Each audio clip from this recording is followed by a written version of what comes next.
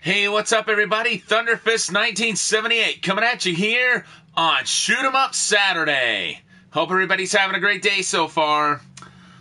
First of all, sorry I'm a little late tonight. I know I usually start streaming closer to 6, maybe a little before that if possible, but we're here now. And tonight's game on tap is Gradius 2, Gofer no Yarou, and also Vulcan Venture. Same game, but,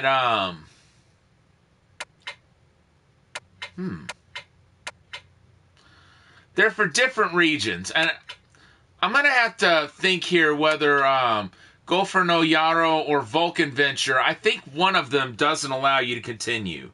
But basically, it's the same game for different regions. Gradius 2, of course, is the original Japanese version, and then Vulcan Venture is the title in Europe. We here in the U.S. did not get this game for a long time, actually. It wasn't until 2006 when the Gradius collection came out on the PSP that Gradius 2 was even released in the U.S. for the first time, like in any form. Okay, so with Gofer no Yarou, you get your first extra life at 20,000 points, and then the rest come at 150,000 points. Now, for what we're doing, which is trying to get a 1cc, that's going to make this one definitely the harder of the two to complete 1cc. But we're going to look at both versions tonight and just get a feel for what's different between them and what's the same. We're going to start with Gofer no Yarou, which is the original Japanese version.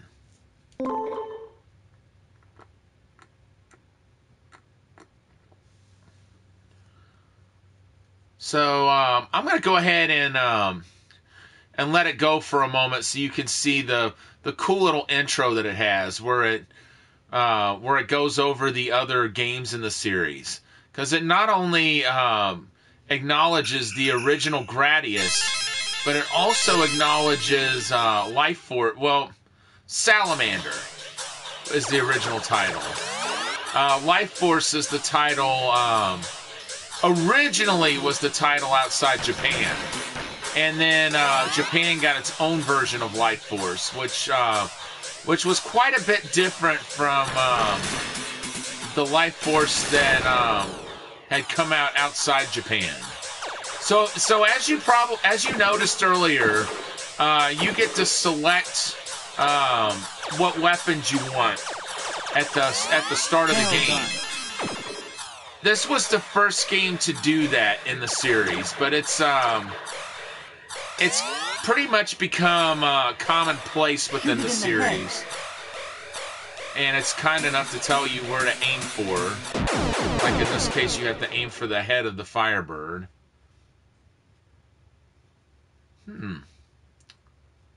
Seems it's been a while since I played this last.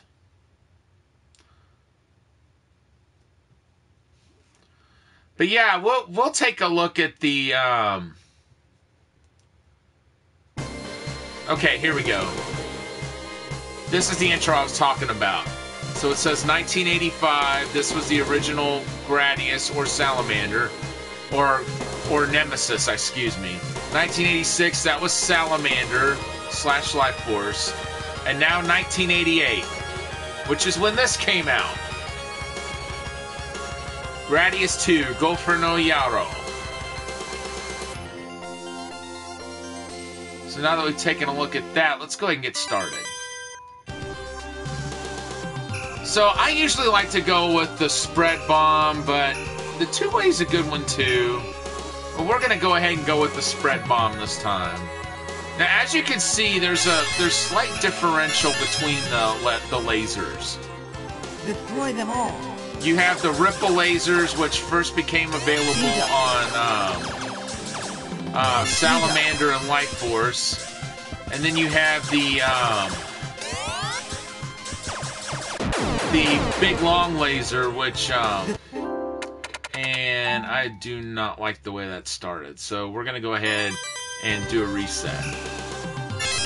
But I mainly pick that system of weapons because I like the spread bomb best as far as the missiles go. Don't know if we're going to beat that high score tonight, but we're going to give it the old college try. And two speed ups is usually what I try to go for.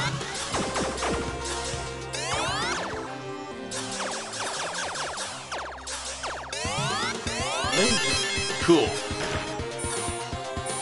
And we got our laser.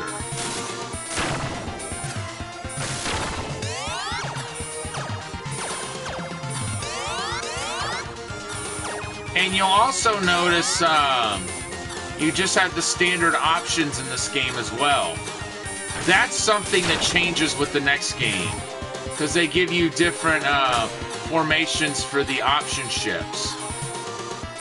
Now, this game is considerably more difficult than the first game. But is it the most difficult Gradius game? No. That honor, I dare to argue, goes to Gradius 3, which is what we'll be looking at next week. And I guarantee you we won't be beating that one next week. Because, see, even if we were to continue, that game doesn't offer continues in the arcade. It does on the SNES, which a lot of people believe is the better version. And we would certainly be streaming it if I had the right setup to do that. Which I believe it is very, very soon that I'll have my computer. I'll have a few other things I'll need to pick up, but the computer's going to be the big piece of my setup. And I think I'm going to be getting one pretty soon. Whoa.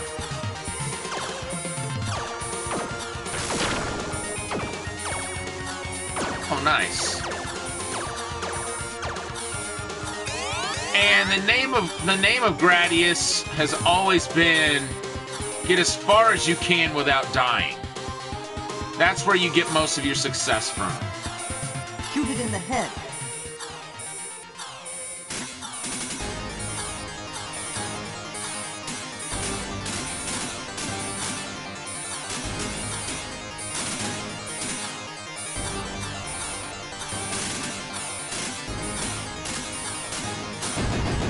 Nice.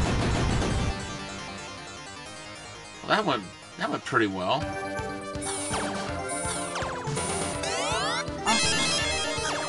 All right. Oh wow! I don't remember those things firing back.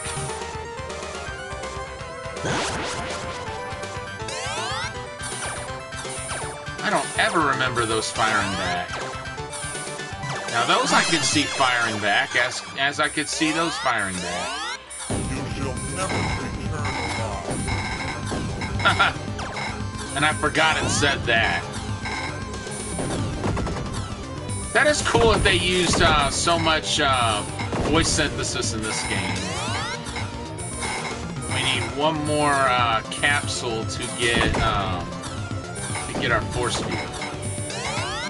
Force field. Cool. And just like that, we lost it. That's the one thing that's a real bummer about the force field. While it covers your whole ship, it does drain really fast in comparison to the disc-shaped shield.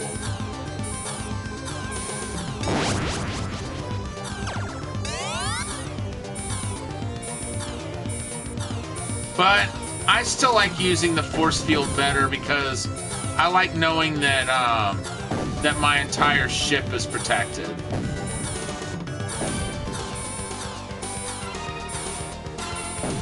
By the way, I found out there's a game coming out on Arcade Archives that we may just be looking at on Fisticuffs Friday when it comes out. I'm kind of scared, you guys. Force field. Because I know how this game is, and I know the temperature of society these days, and I kind of don't see this game being able to be released in its original form. Shoot it in the eye. I'll bash you. Uh-oh.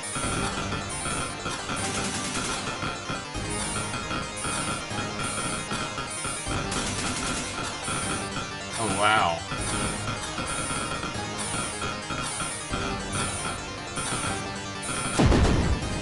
Nice! And that's 2 stages finished.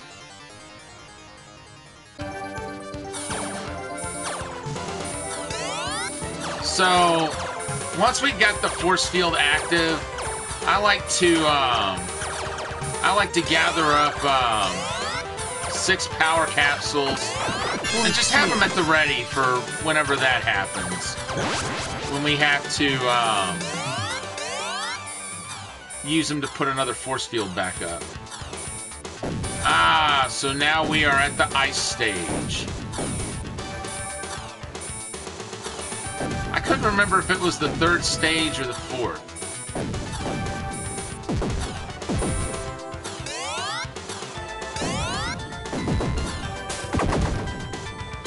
It's been a while since I've seen this level, to be honest with you guys. I'll be honest, I usually have a lot more trouble with the first level boss, but I think I found something that's really going to help with it in the future. With some of the techniques we used earlier.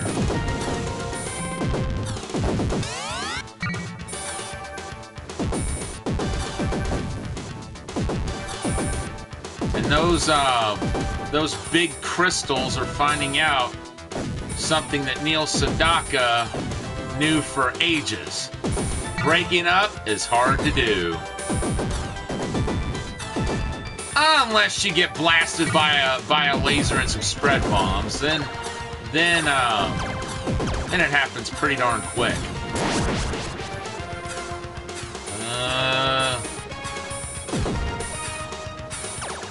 Cool.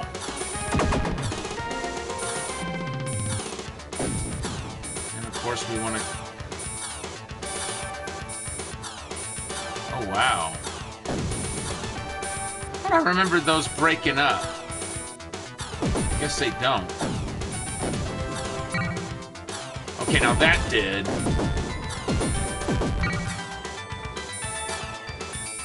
And of course, once our force field runs out, we've already got enough capsules to throw another one up.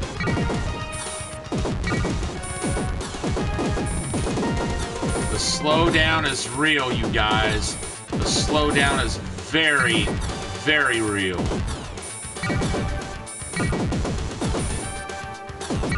Sometimes it works to our advantage, too. Other times, not some... Whoa! My gosh! My gosh, look at this! Look at this!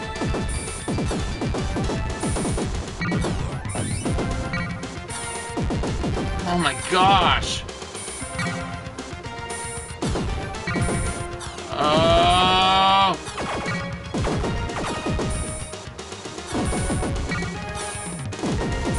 Oh my gosh, you guys. Whoa! Oh my gosh! That was insanity.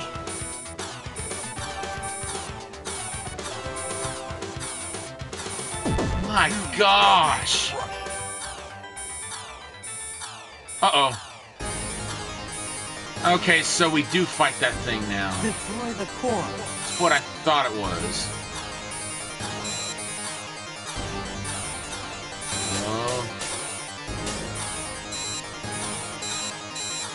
Whoa. Wow, I'm surprised we didn't get shot there.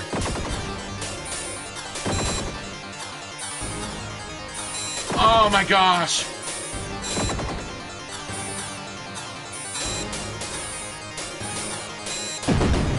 Nice! Don't remember the last time I got to the 4th stage. I gotta admit, I'm just a little nervous, but I'm excited at the same time. So I don't 100% remember what this next stage is gonna be like.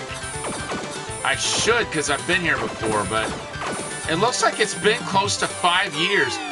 What's up, Ty? Welcome in. Oh, jeez. Ha-ha, you missed. Thanks so much. So we're playing the original Gofer Yarou this time around. We're going to be looking at Vulcan Venture as well, which of course is the European title. Which I'm not really sure why they decided to give the game a different title overseas. Well, we knew that run wasn't gonna last forever, and it unfortunately did come to an end. But hey, we got through 4 stages before that happened.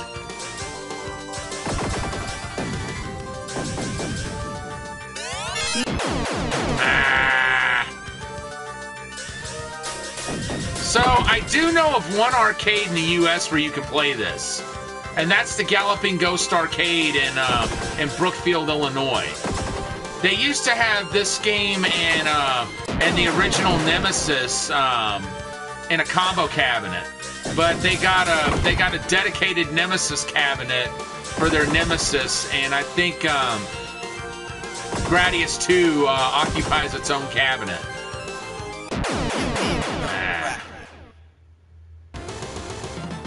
So, okay, now watch this. So say, look how their hair changes. That's great. You know what I'm gonna say? I'm gonna say 10. Reason I say that was when this game came out, that's the age I was. I was 10 when this game came out. Nah, you know what? I don't want to put that in because, oh, hold on a sec, folks. We have got a bot that is just asking to be banned here. Okay, so we're going to give this one another go. But yeah, I always thought that was rather funny that, Destroy them all. that the, that the avatars for male and female change depending on what age you say you are. Red bomb. But yeah, so I was 10 years old when this game came out back in 1988. Cool. Hopefully I can get a run like I got earlier. I gotta admit, I was kind of surprised we got a run that good. Too bad it couldn't have gone a little longer, so we could have possibly gotten a new high score. But yeah, the first time I ever played this actually was when Gradius Collection came out for the PSP. That was the first time this game became available in the US, which that was back in 2006. And this game had been out for almost 20 years by that point. So yeah, if you're in Europe and you're looking at this saying, well, that game looks familiar, but I don't remember it being a Gradius game. Well, that's because over in Europe, it does go by a different title. And that title is Vulcan Venture. And we will be looking at that one in a little bit so you can see what's different between the two. So it looks like you don't get to continue in the Japanese version. You may get to continue in Vulcan Venture. But then again, Vulcan Venture allows you more extra lives anyway, because you only have to get 70,000 points in that game after the first extra life. Whereas in this one, you have to score 150,000 after that first extra life in order to get a second one.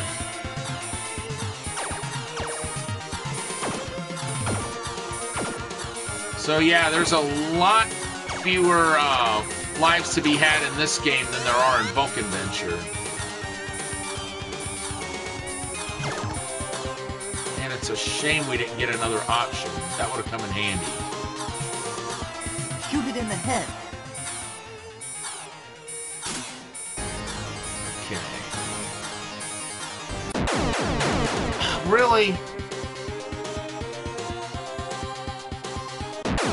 I'm gonna go ahead and let this run die down, because I don't like where it's going.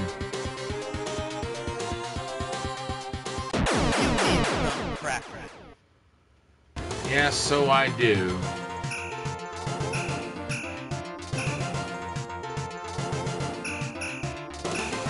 Just looking here at how both avatars change.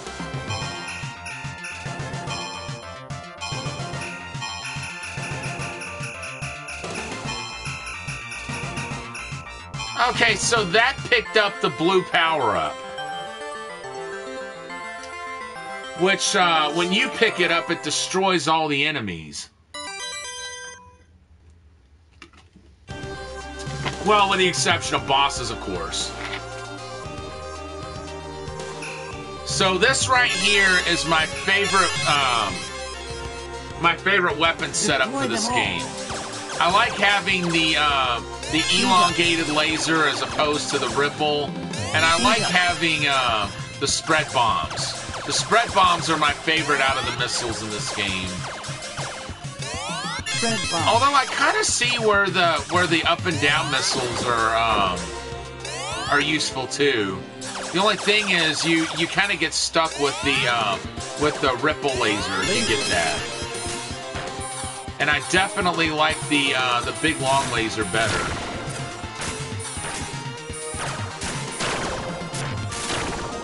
Oh my gosh. We could have just about had a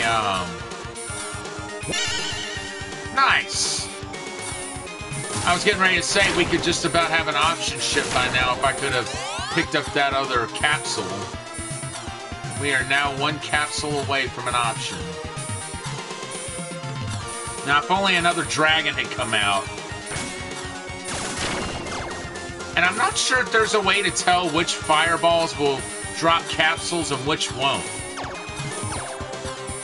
But some of them definitely do drop capsules.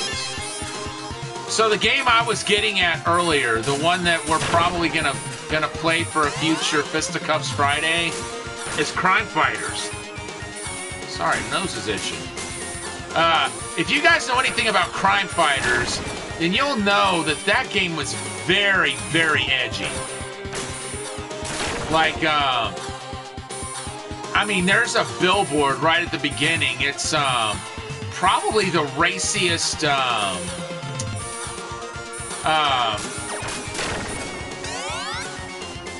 insurance billboard idea I've ever heard of. Where it asks the question, "Are you covered?" and demonstrates with a model. Well, I have a feeling they probably won't be able to include that in the Arcade Archives port. We'll see. But if they do include that, I will be very surprised. Excuse me.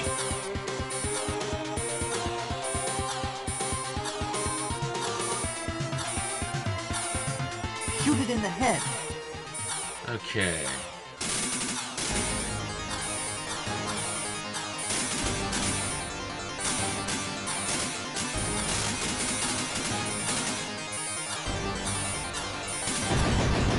Nice!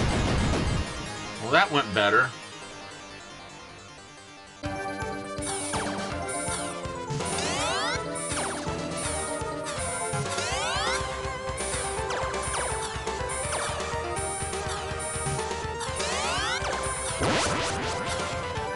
Nice. Give me that option.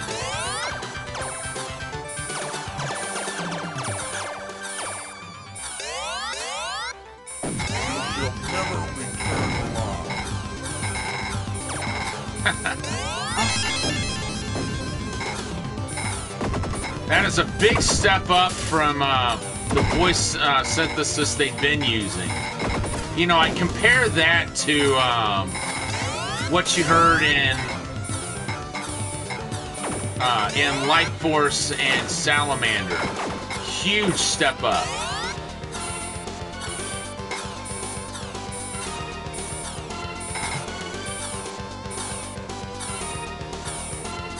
There we go.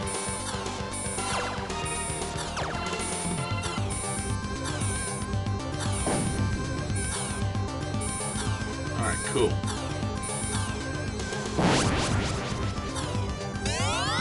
Alright. I'm gonna wait just a little bit longer to power up the old force field there.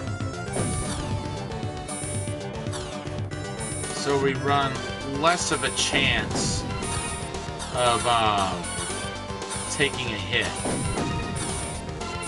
As long as we use it before we pick up another pod, we're good.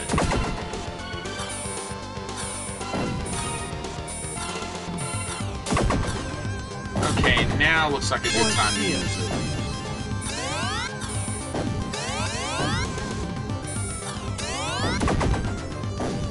Whoa. What? Wow. And just like that, we've already lost it. Shoot it in the eye. Shoot it in the eye, it says. I'll bash you.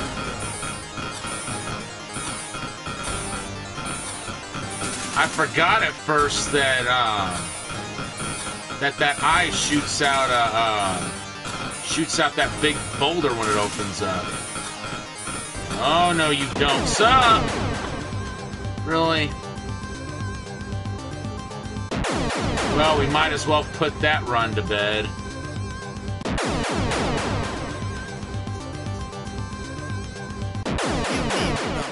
Not that I want to go ahead and die whenever,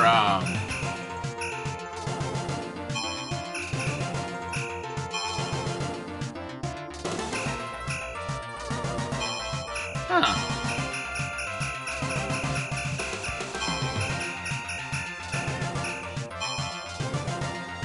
It's kind of interesting how you're controlling that, that gun at the bottom.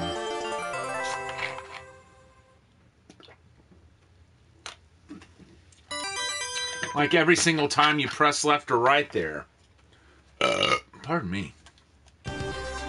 Okay. We're going to give this one a few more attempts, and then we're going to switch over to Vulcan Venture for a little bit.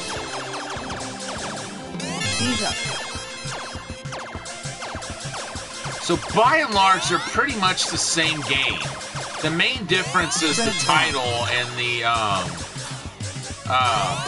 and the frequency of extra lives. I know we established that the American ROM set of the original Nemesis is the harder of them. At least if you're going for a 1cc, it is. Which, that's what we try to do in this channel as much as possible. But that ROM set only gives you one extra life. It's the only one that allows you to continue, but if you're trying for a 1cc, my gosh. Only getting one extra life in a game like that, that's... You've signed up for something pretty brutal.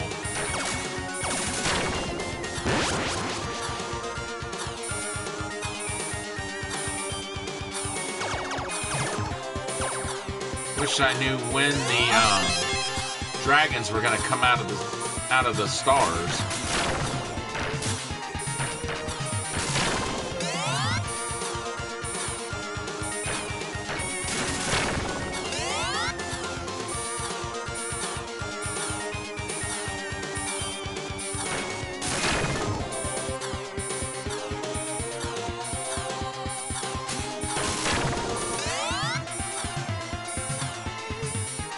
More pod.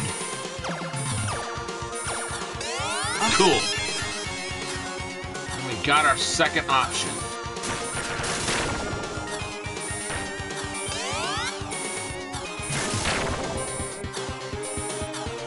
we've got more pods now than we had last time. Oh, here's a pod. We are over halfway to getting yet another option. Don't think we're gonna get one this stage, but we're just about there for the next stage. Shoot it in the head. Yep, we are certainly gonna do that.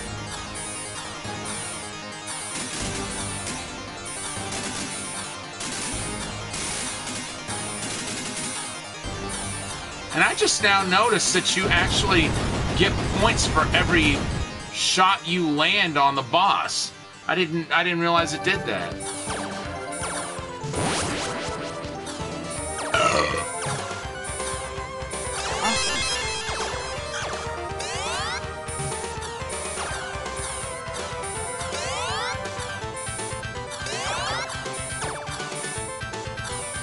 Okay.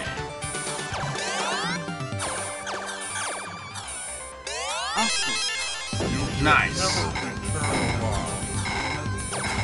Yeah, that's what they all say.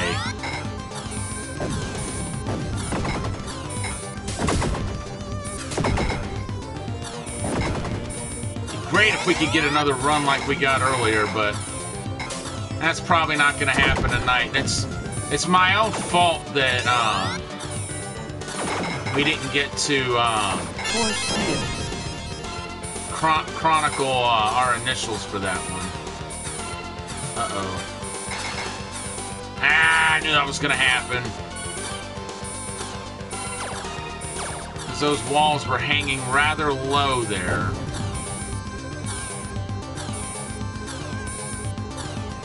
And those force fields are very, very, very sensitive to damage.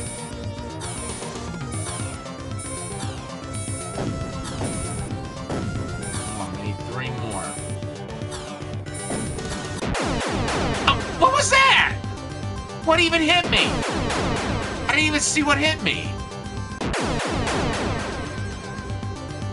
You need some cracker. Yeah, I do. No need to rub it in my face.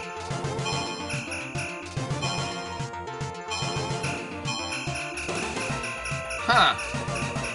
So that time our button presses aren't really, affecting which direction the little cannons were going. Whereas they did before. Kind of interesting how that changes up. Okay, let's get the spread bomb, and of course we're getting the force field. As Destroy always. them all. Speed up. 2 force fields. First things first. Speed up.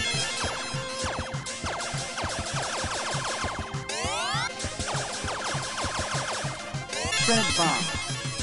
Got our spread bombs.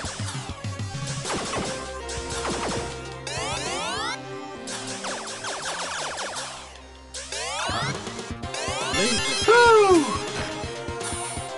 Thank goodness we got our laser.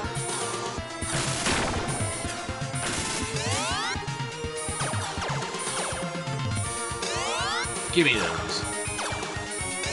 One more pod and we can have an option.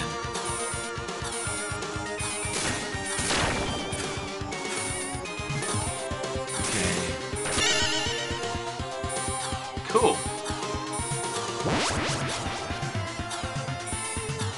Didn't give us a pod, but did give us an extra, like, 3,000 more points. Which score is never, never useless in this game. Because you do get extra lives when you score a high enough number of points.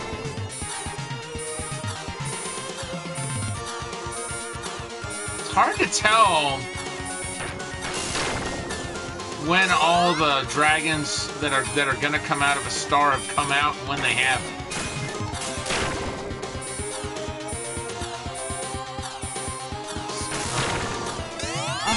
Cool. It's 2 options. thought there'd be one coming out of there. Looks like not.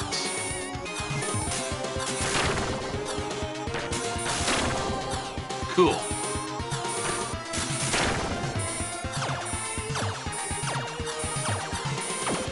And we've already reached 60,000 points. We're not even quite at the boss yet. We're about to be.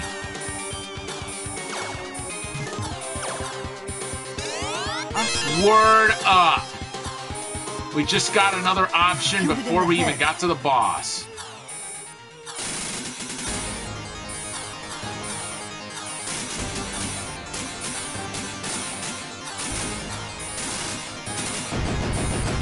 Kaboom! 69,200 going into the opening to stage 2. And we didn't get any points for making use of that blue pod, but that's okay. Because either way, we definitely got our option. And that may not be Steven Seagal, but that was the final option. You shall never return alive. Some of you may get where I was going with that.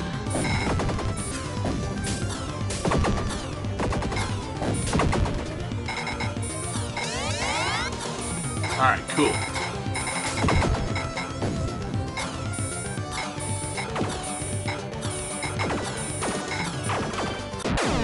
Oh my gosh! To think that could have been prevented. All I had to do was put up my force field. But I chose not to do that. Red bomb. And it was to my own detriment.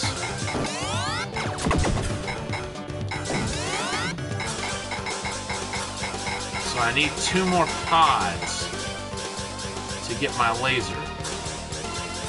And thank goodness your ship is not quite as easily damaged as the force field. Or whoa! Oh my gosh. I hate those things, you guys. I'm not gonna lie.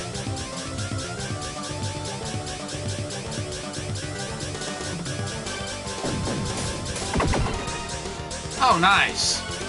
I didn't even realize that was there. Let's see. So yeah, we got our 2 speed ups.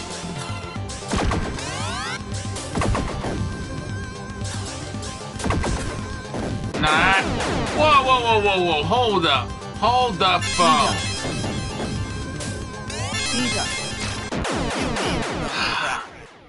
Those look just like the little scorpions that you see on in Contra when you're fighting Red Falcon's heart. Well, at least they're very similar. I don't know if it's just like them, but they're very similar.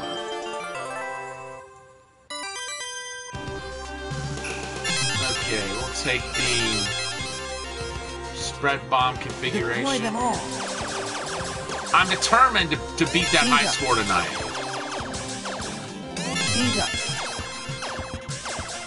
Hopefully we can do that before too long and then move on to check out Vulcan Venture.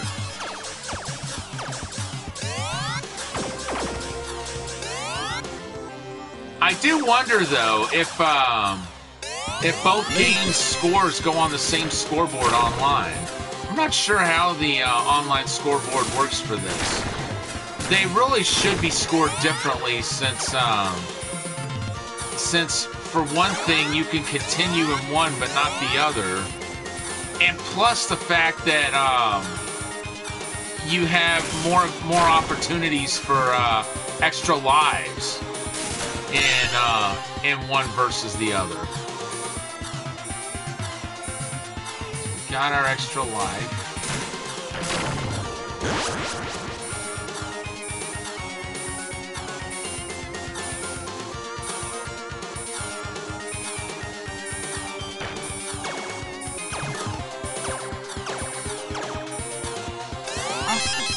Give me that. Whoa.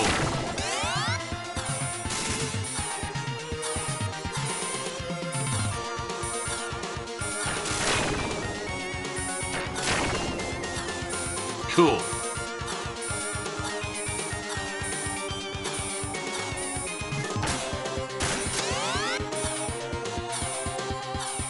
Let's see, 2 more capsules. Now 1 more.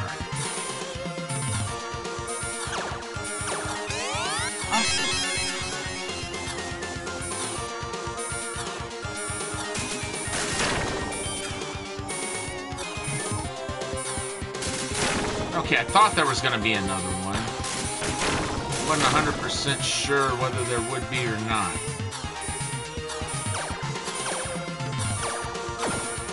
Man, we got the short end of the stick as far as how many capsules we got, didn't we?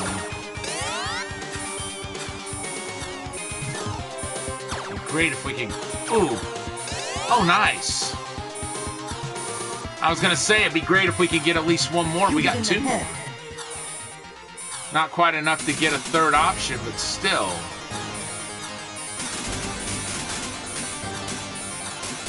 We are knocking on the door of getting one. And that bird is gone.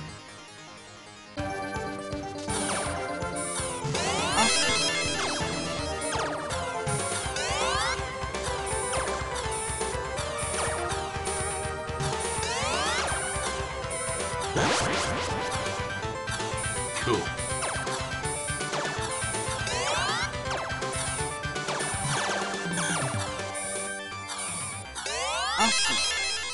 You shall never return alive. Gee, if I had a nickel for every time I've heard that, I could retire by now.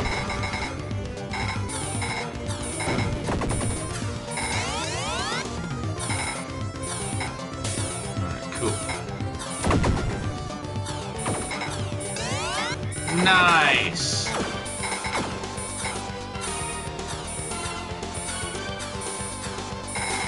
Won't be too long now, and we're going to be putting that force field up. I just didn't want to put it up around those, while we were breaking through that. I don't know what you call that. Force field.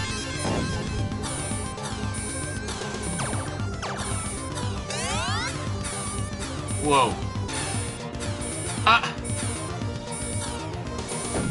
And it took our force field right away.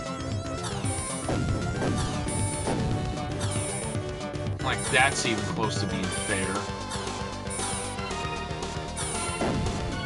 Nice. We need 4 more capsules to put our force field back up.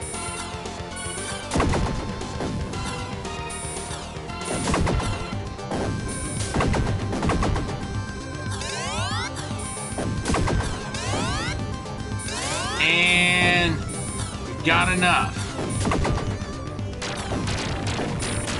But I'm not sure if I want to put it up during this stage.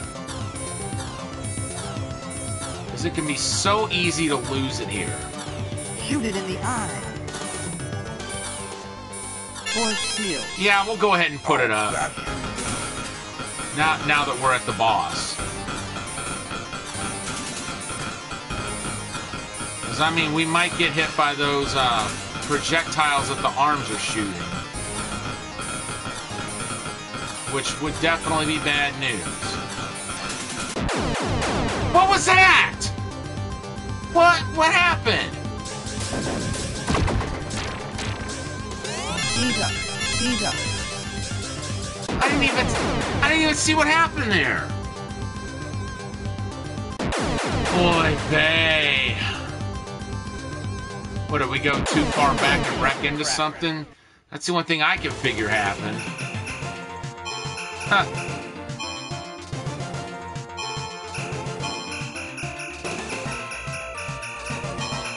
And now we are controlling the little cannon on the bottom.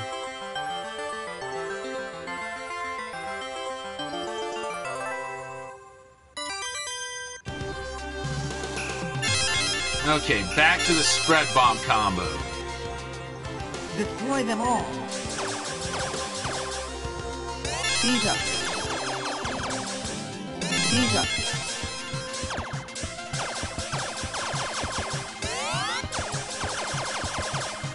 Spread bomb.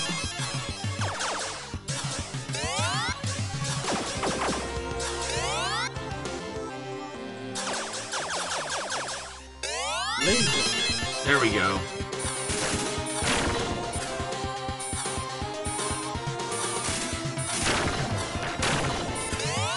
Cool.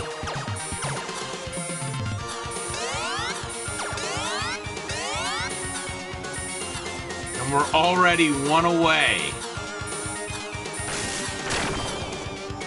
from our first option.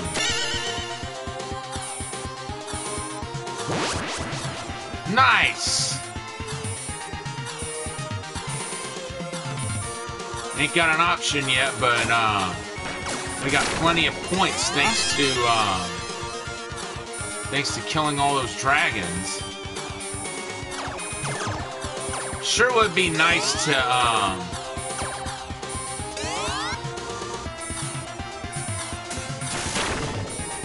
get some more pods out of the fireballs, though. Sure would be nice if... Oh, come off it! That...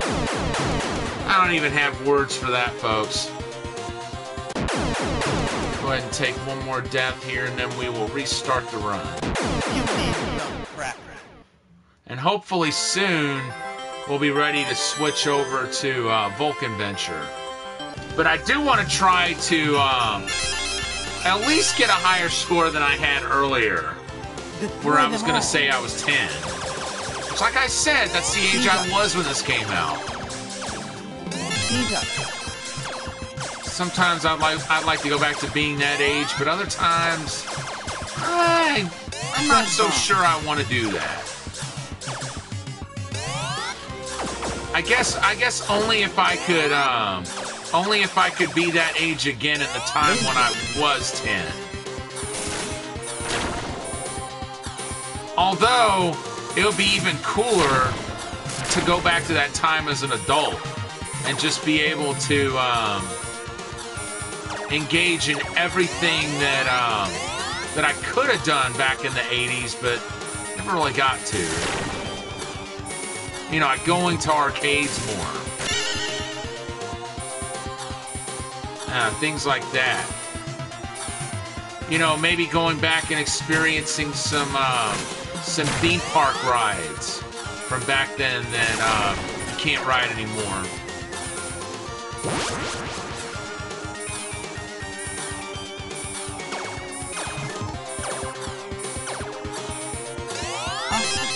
It's a big help that you can use those blue pods to destroy the dragons.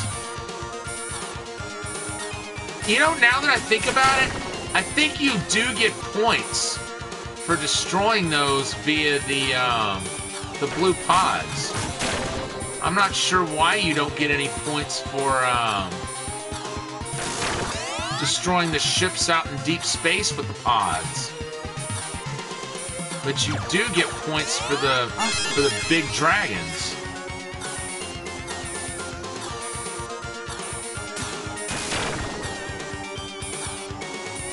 For it.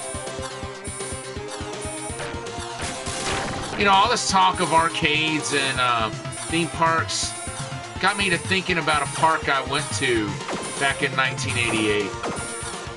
And they had a game room in the park that was just chock full of games that are such classics today. And some of the ones they had are very hard to come by now. Like they had a couple of food fight cabinets, as I recall. Which that game is very, very rare today. I don't want to say it's outrageously rare, but it is pretty rare. I think I've heard there was something like 1,000 of them made, but I've seen a few. Like In 2015 alone, I think I saw 3 different food fight cabinets at 3 different arcades. Now, granted, they were all in different states, but it just goes to show you, they're out there.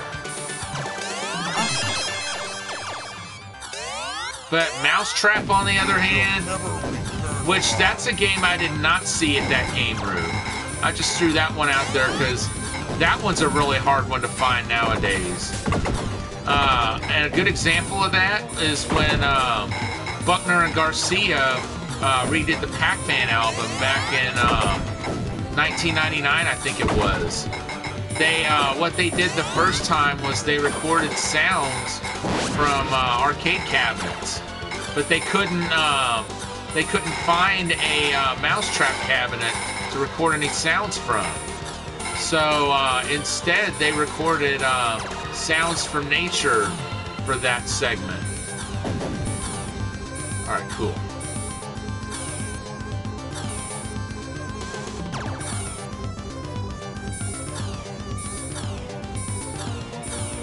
Whoa!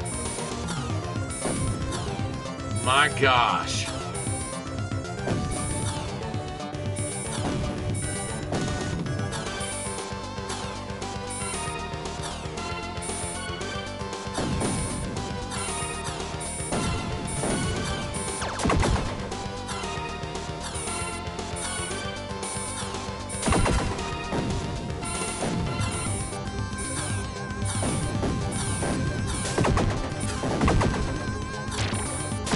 Oh, wow. Oh, wow.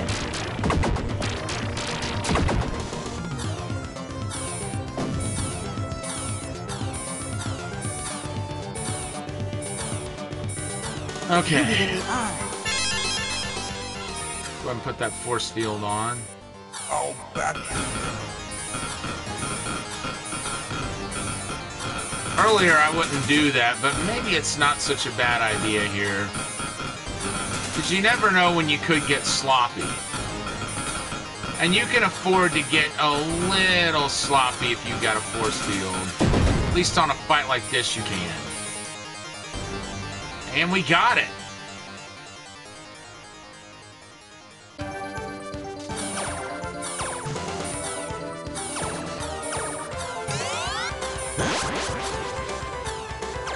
Okay. I guess we actually did get points for using the blue pod there. For some reason, I didn't think we were, but we did that time. Okay. So we are prepared to throw up another force field whenever we lose this one.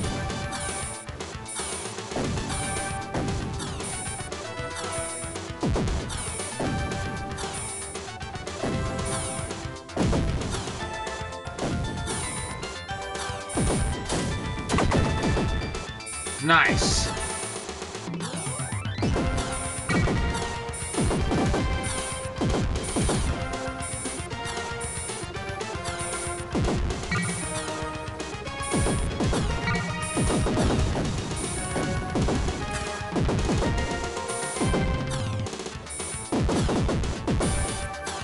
Oh, jeez.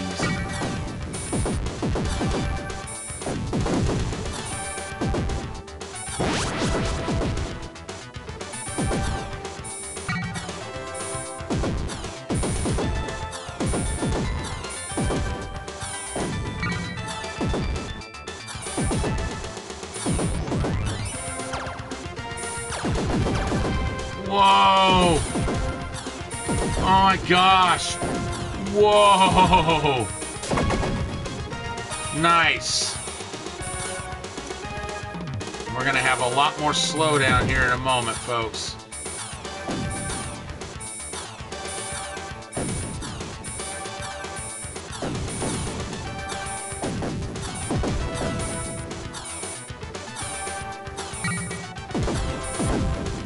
Wow. The slowdown is going to be very real coming up.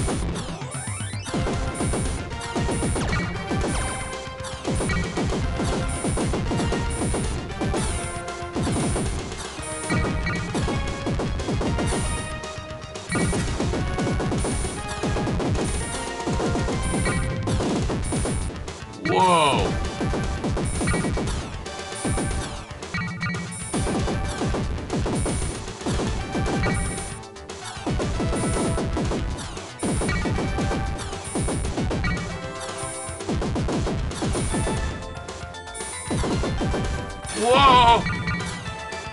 No! Not like this! Not like this! No, no, no, no, no! Not like this! Not like this!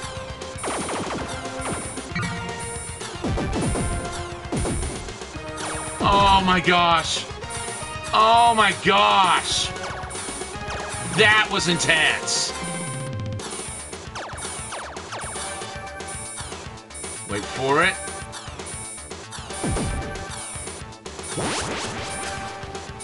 Even though there was nothing to destroy here. Something crush, it sounded like it said. Destroy the core. Even though it won't let me do that right now. Okay, cool. Now we can hit it in the core.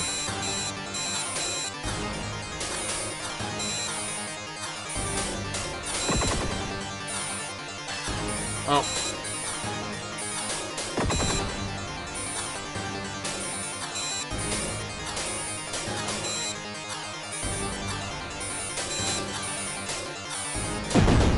Nice! We're back on track to doing as well as we were doing before.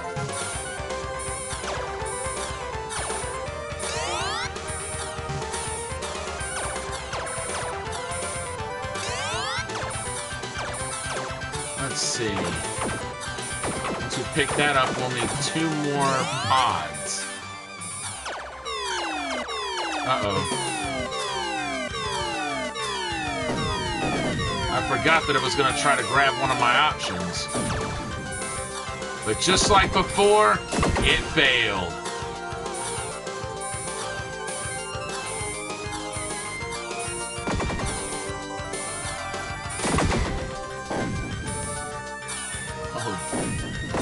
Whoa! Holy crap. What?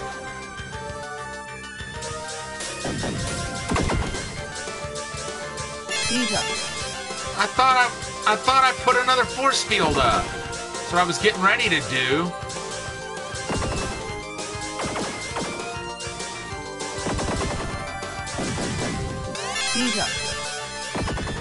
Whoa!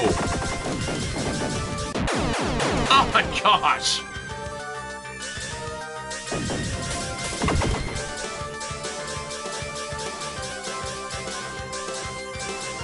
Not doing terrible, but oh my gosh!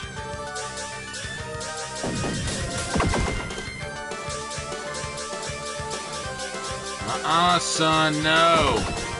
No.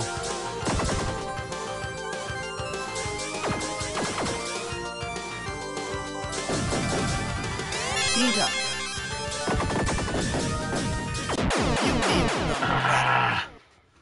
133,800.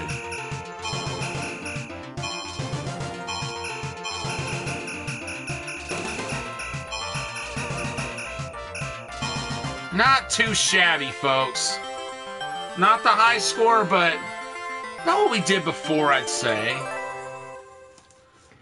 So let's go ahead and take a look at Vulcan Venture, which is the European version of this game.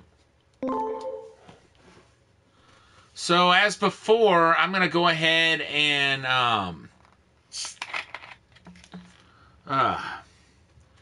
just let the intro play on and just see if it does the same cool sequence.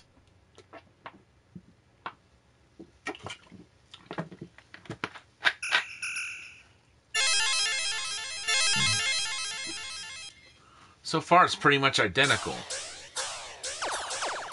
Well, I don't really see why it wouldn't, because they got Nemesis over in Europe.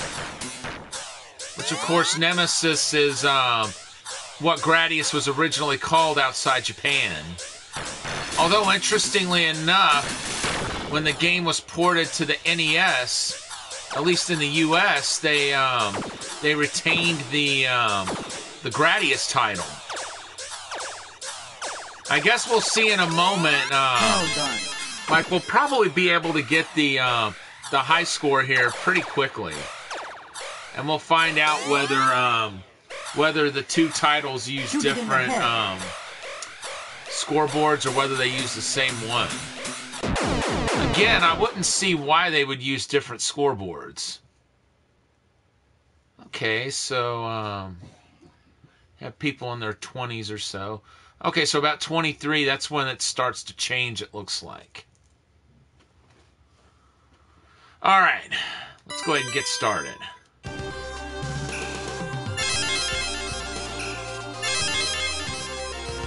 Okay, the first difference I notice is that they call options multiple in this.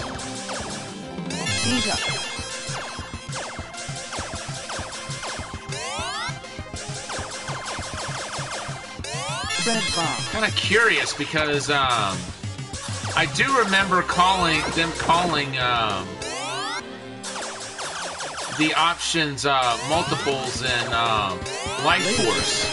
However, when the NES port of Gradius came out, they called them options in that, just like in the original arcade version of Gradius in Japan. Maybe it was so. Maybe it was so they didn't have to do much in terms of. So they really didn't have to change anything when they ported the game over to the West. I mean, the game was pretty much the same anyway. I mean, why not, really? Okay, so our Multiple. Okay, yeah, and he did audibly call it multiple instead of option.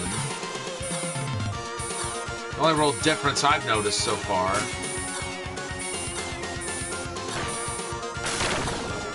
In terms of anything outside of gameplay.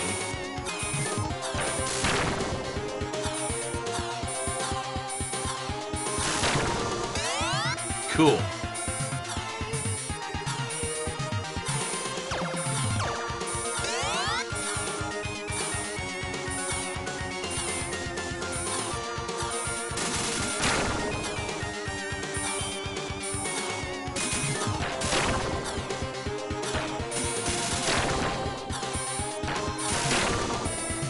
Cool. And I think that 57,300, you see that as a high score in a lot of Konami games. Multiple. I understand that may have something to do with, pardon me, I think 573 is Konami's stock timber Shoot it in the head. ticker in Japan. I know 765 is Namco's, and that's why 7,650 is a score value for in a lot of their games, especially the earlier ones. So once we hit 90,000 points, we'll get another extra life. It's another perk to playing the overseas version of this game. And I guess once we go ahead and game over, we'll find out if this version allows continues. Multiple. You shall never return alive. Because at first glance, it looks like this version is significantly easier. It definitely is if you're trying to 1cc it.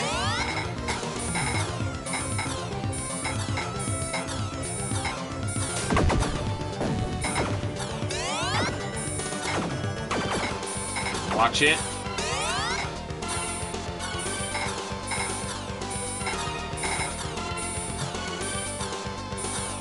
Alright, cool.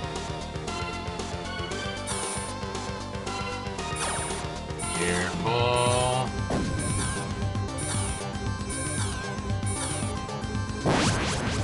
There we go. At least we won't. Whoa! At least we won't have to dodge a lot of projectiles flying at us while we dodge the arms.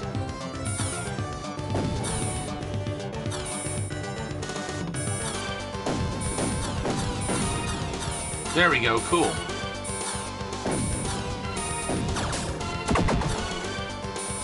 Again, I'm not sure why Konami made the decision to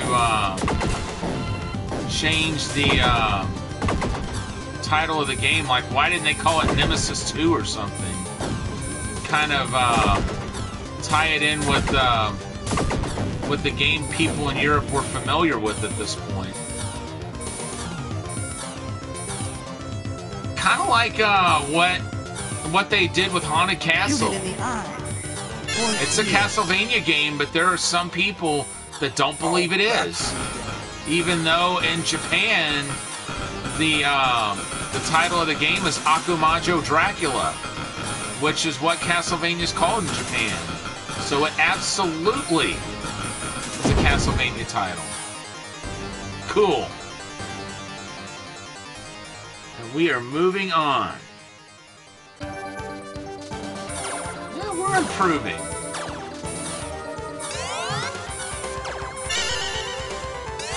It'll be great once we can get to the fourth stage consistently. Much less score higher than we were. Oh, nice. Fourth field. Yeah, let's go ahead and put it up. And we already got our other extra life. I must have missed the sound effect that clued us in on that.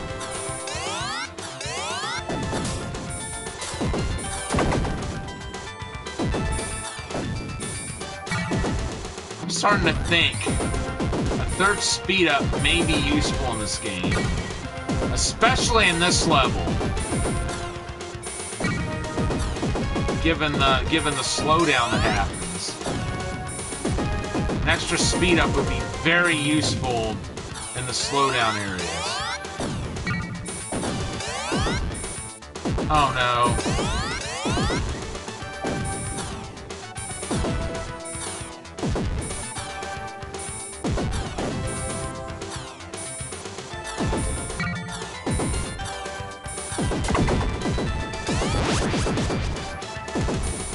No. Yow.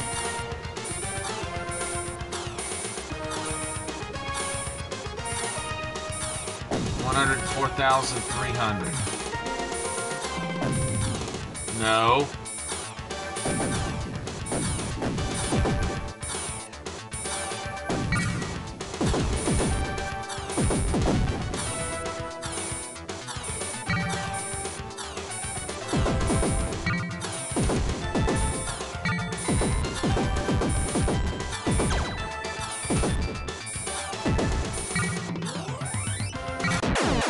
Oh my gosh! Speed up. Speed up.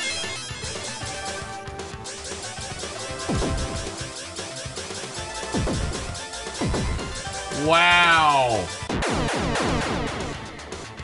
I didn't think we'd last that long.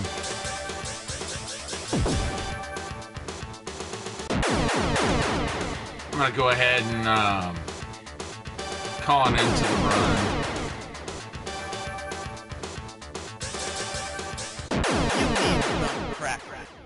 Well, at least we destroyed that one. I forgot it had that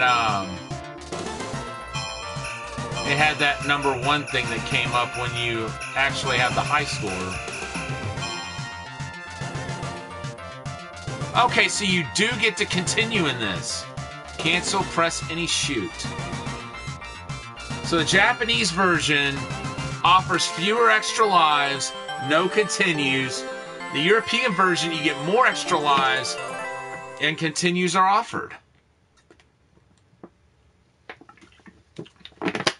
It's rather interesting.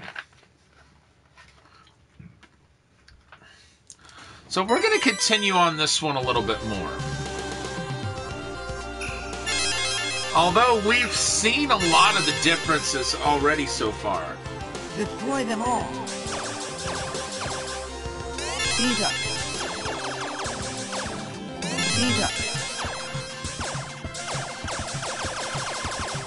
Speed up.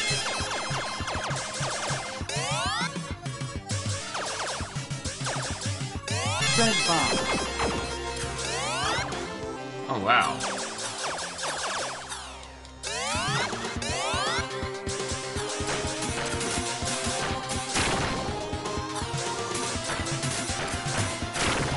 Laser.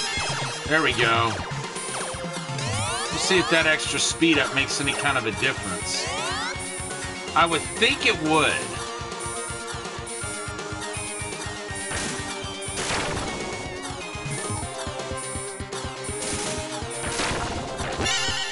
Nice! And we got a one up there.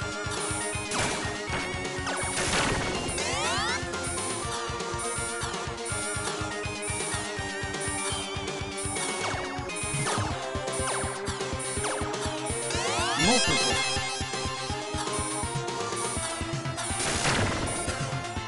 Wait for it.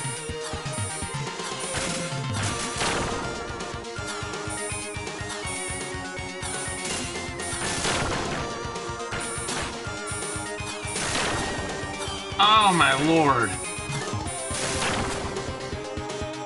Shame we couldn't have gotten that capsule, but hey.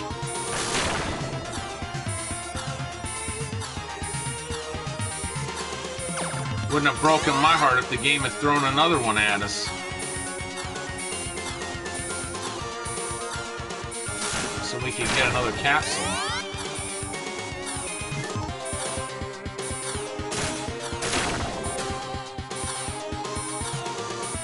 Kind of low on multiples at this point.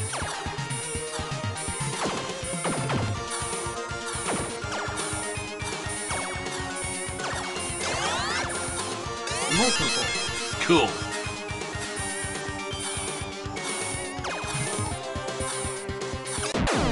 Oh, I shouldn't have gone for it.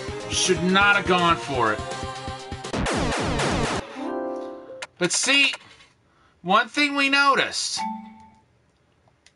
is the game did not let us put upload our score to the online scoreboard. Destroy them all. That means both games use the same scoreboard. Speed up. So that makes no sense to me. Speed up. Because that means there'd be a lot of Vulcan Venture players pitting themselves against Gofer no Yarou players.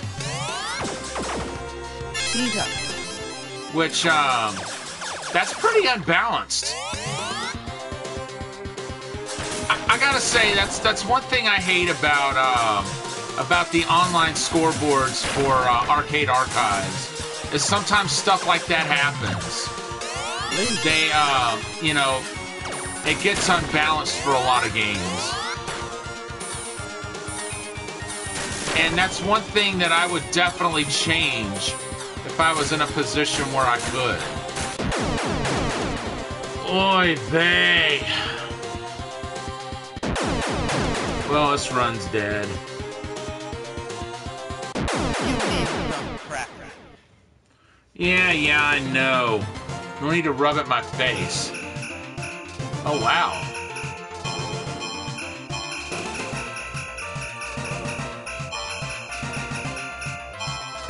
I think I never really sat down and played this version much in my, pardon me, in my 30s, it looks like. Or at least I didn't put a high score in.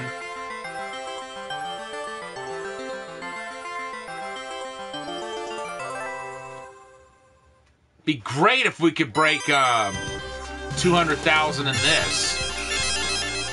We did it in Gofer no Yarou. Speed up. And then one day I'll try to score even higher in that.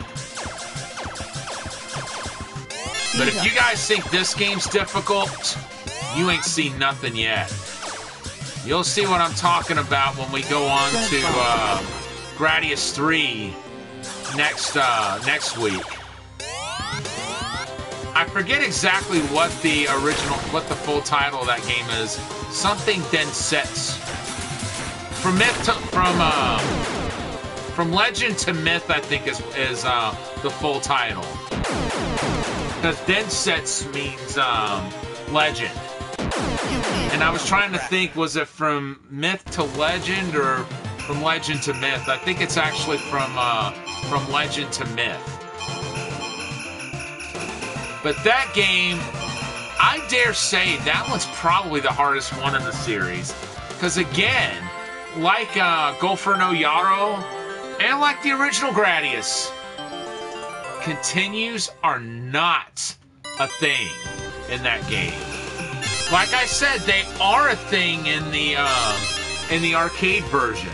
No. In the SNES port, not in the arcade game. And a lot of people say that makes it not just one of the hardest Gradius games of all time, but one of the hardest shoot-'em-ups in general of all time.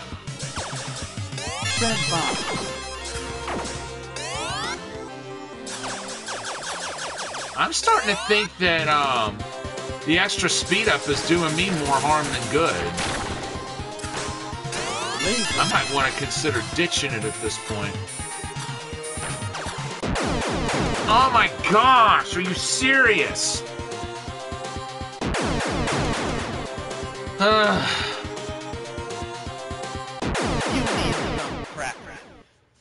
Man alive. And I don't know. I'm actually kind of going to be happy when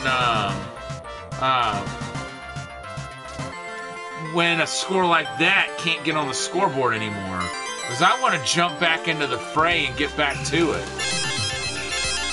Okay, let's get the force field there. Destroy them all. I think I'm going to go back to 2 speed-ups. Maybe get another one later on, but now doesn't seem the right time to get 3 of them. 2 works just fine. Especially when we get our laser here and can just totally tear up the dragons. Should be another one coming out right here. One there. Nice. Oh, very nice. One more and we've got our first multiple. Come on. Nice! Too bad there wasn't a dragon or really anything out there to use that blue capsule against, but, you know, again, what can you do, right?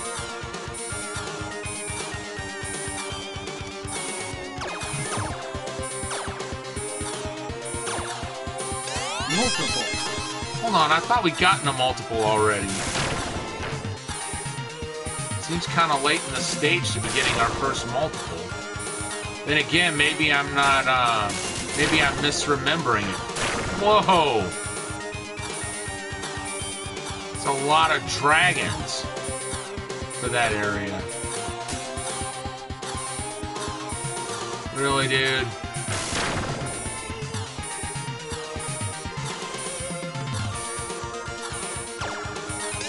Alright, give me that.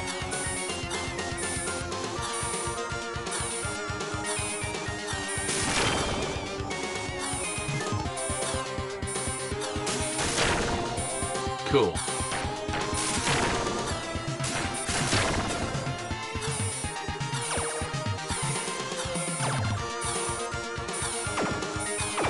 Okay. There we go.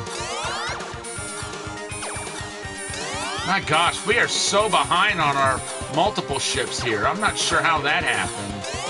Unless it's just a game not giving us as many pods as what it normally does. And I didn't even hear it say shoot it in the head that time. Did anybody else notice it say that? Maybe I missed it? Okay, so we need 4 more pods for our next multiple.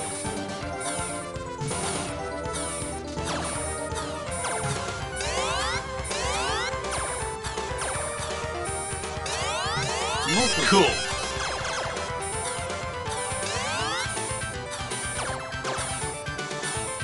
Wait for it. There we go. I think we even took out that one that was getting ready to leave. I love the voiceover in this. Like I said, it's just so much better than what Konami... What? Oh my gosh, come on! Come on! It wasn't even close to being fair. But like I said, that voiceover is just so much better than what Konami had been doing at that time. Sorry, the crown's just kind of pricking my ear. No.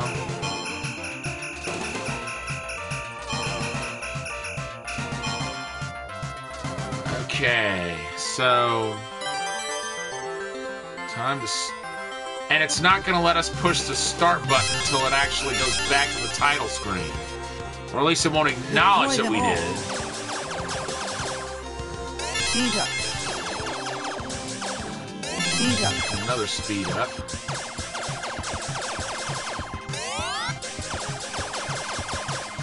Red bomb.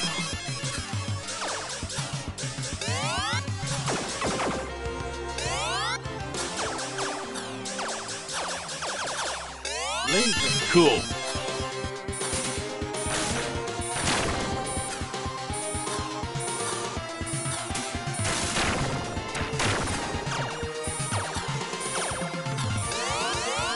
Uh-oh. Oh, nice. Would have liked to have gotten more pods out of that, but hey. At least we got some decent point scorage. Nice! That was nice. Multiple. Cool.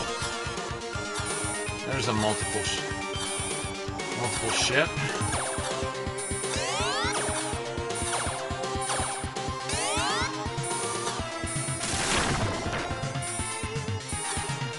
You know, by and large, it seems like a lot of games in Europe seem to be more difficult. This is one of the few exceptions I can think of. Oh my gosh, are you serious? This game, you guys. This game is fun, but my lord. You need some crap.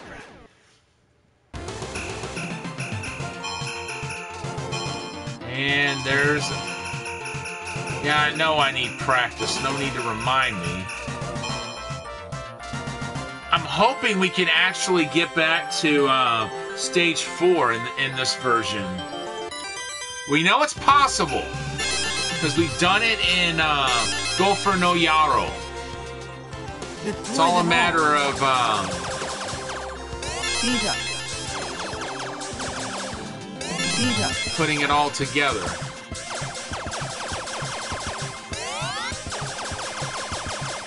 Red bomb. Gotcha.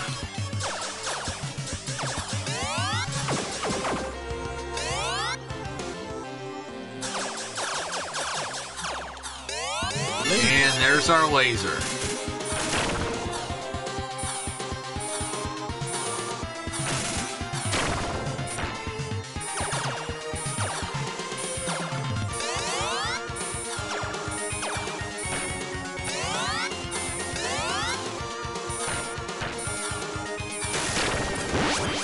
Cool. Nice. This is our first extra life, and we got a multiple on top of it. too bad there's not going to be another dragon coming from the top there.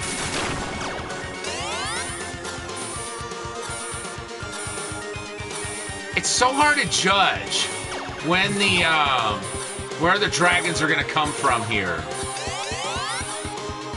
But it is nice to know we can grab a blue capsule whenever they pop up and then just boom, get a easy 3,000 points per dragon off of it. Nope, better not go for it. Part of me wanted to, and then the other part of me was like, are you totally nuts? You're just asking to get scorched. And I believe that's what would have happened if we had gone for it. Dang, I wish more of those fireballs would drop capsules. Again, it's hard to judge which fireballs are going to drop those capsules and which ones won't. You almost have to go hunting them down, but you can't take your eyes off the prize, which is the dragons as a whole. 'Cause that's where you get the points. Okay, cool. You can get another multiple ship. Multiple. And now it's time to face the Phoenix. And this Phoenix will not rise from the ashes once we gun it down. Thank goodness. At least not that I can think of. I used to have a lot of trouble with this boss, but we've got its number now. It's like, at some point, I thought flying high to avoid those fireballs, I thought that was too chancy, but apparently it's the way to go.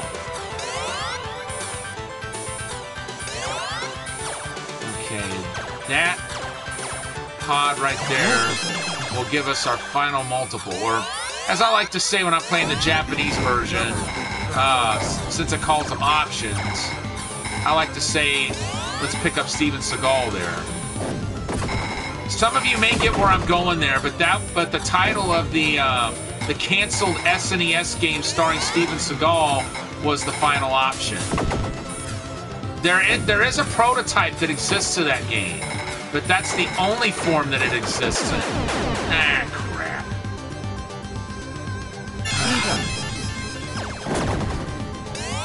I almost need to just go ahead and pack it in right there, taking a death this early on. In fact, I'm going to go ahead and do that.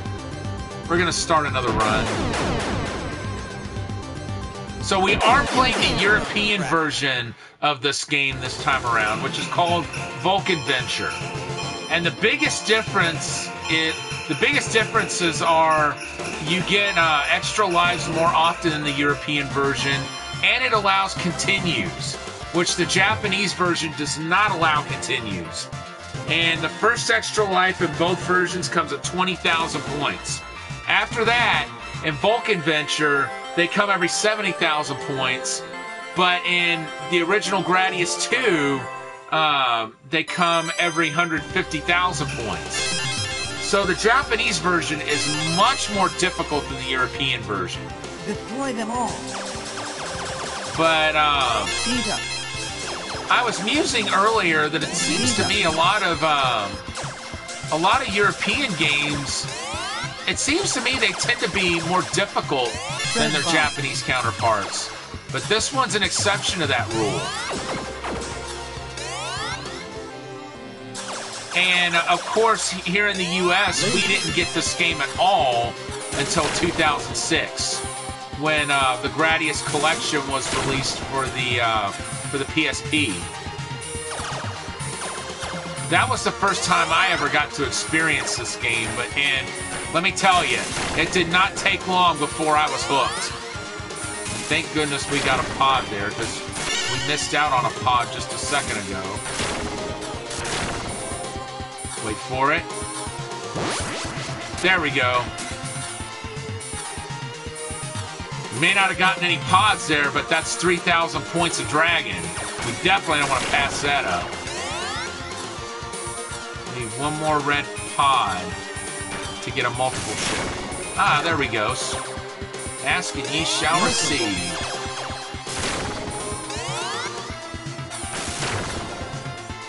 Let's see, any more over here? Nope. They're gonna be... Oh wow, 2 of them came from the top. Sure, I'll take the 6,000 points. I'll always take 6,000 points. Unless I have to commit suicide to do it. And then odds are it's not worth it to do that.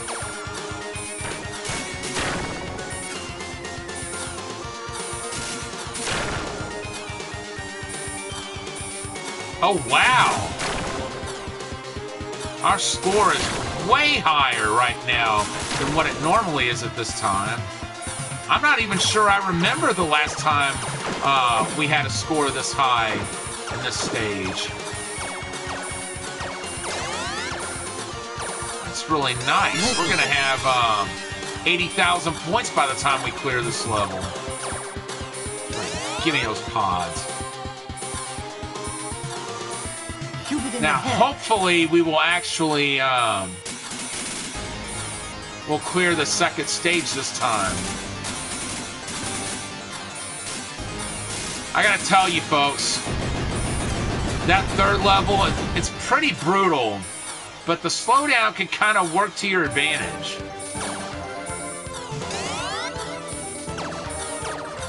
But part of me thinks that might be a good time to grab an extra speed up. To me, 2 speed ups is kind of ideal, but maybe for a level like that when there's so much slowdown, an extra speed up wouldn't be such a bad thing.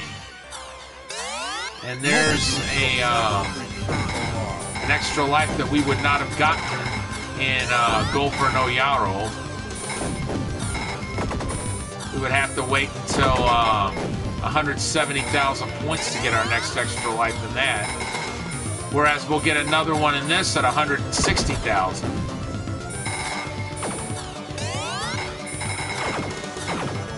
Whoa! Woo! That was close. I forgot those little bases up top spit out 2 formations of ships. Might as well pack it in, folks. It's a shame to do that after we got all those extra lives. Yeah.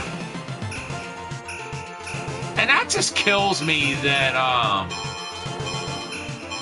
that the avatars change like that with the age. Like, I was 10 when this game came out. Seeing how it changes from 10 to 40 in this is kind of comical. Of course, it looks to me like it doesn't really change until you hit like 23. That's the first stage where I noticed the avatar really changing. At least for males. Them all. Speed up. Speed up. But that's just really cool that they put that much detail into it. Red bomb. Then again, Konami was awesome back in the day. I even remember competing for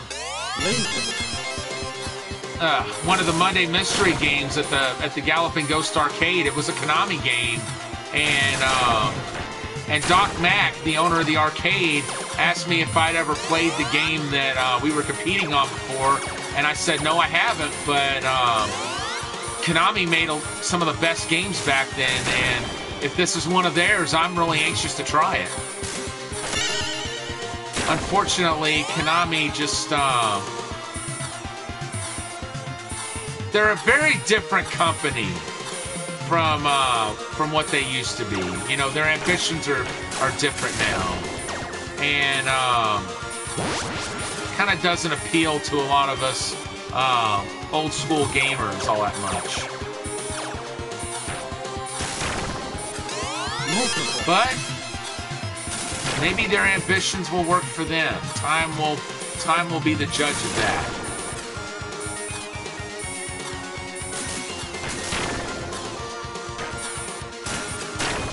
Nice. Again, I will take the 6,000 points.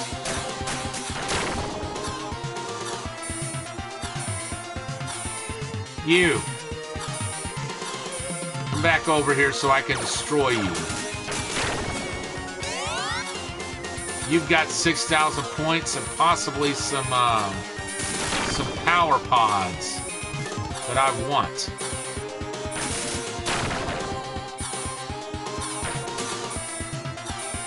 So I bought an arcade bezel today for a game that I played way back in the day, even before this game came out. I don't know if you guys have ever heard of a game called Samurai Nipponichi, but I saw a cabinet of it at a local Sears back in the day. Diesel Girl, how's it going? Welcome in. Playing some Gradius 2 tonight. I don't know if you're a fan of shoot 'em ups, but that's primarily what we play in this channel here on Saturdays. And we've been playing through some Gradius games here lately. Like we started with the original Nemesis 2 weeks ago, and then Life Force was last week, and this week, well, Vulcan Venture is what they call it in Europe. And it's substantially easier than the Japanese release. Like, you get more extra lives in this version, and you're able to continue in Vulcan Venture, which that's not an option in the original Gradius 2. So, you know, speaking of shoot 'em ups, I got a more recent shoot 'em up today called Sisters Royale. Might actually play it in the channel at some point. But first we gotta play Gradius 3. And oh boy, if you know anything about that game, you know that one is a doozy. Because, I mean, first off, it's the arcade version, which there's no continues in that. And then it's Gradius, which automatically means it's tough as nails.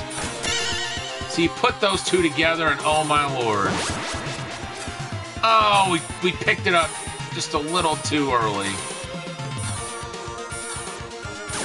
But yeah, so I was mentioning, back in the day, there was a game at the local Sears. I remember playing it in 1987. It was called Samurai Nipponichi. It's basically like Kung Fu Master, except with samurai-type characters. Which also means one hit and you die. Einhinder for PS1. I don't think I'm familiar with that. What's it like? What genre is that? I mean, the title kind of sounds familiar, but at the same time, I don't recognize it 100%.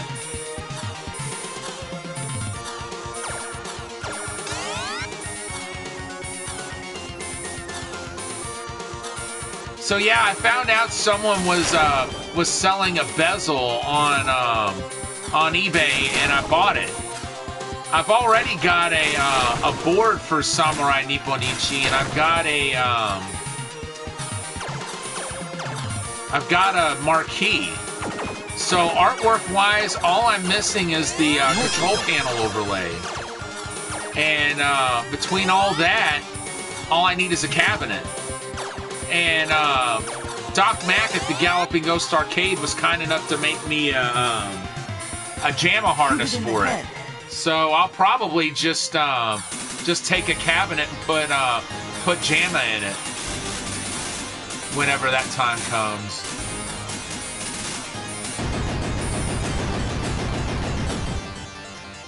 Which that game didn't come in a dedicated cabinet. It was kit only. Okay, wait for it.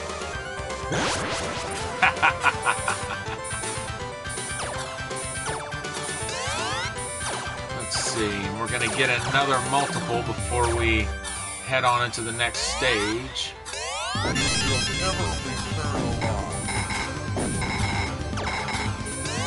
Which, if you listen to the voice synthesis in this as well, it's a lot better than anything else Konami was doing at the time. I mean, it's a vast improvement over their 1986 voice work. You know, speaking of Konami, I found out,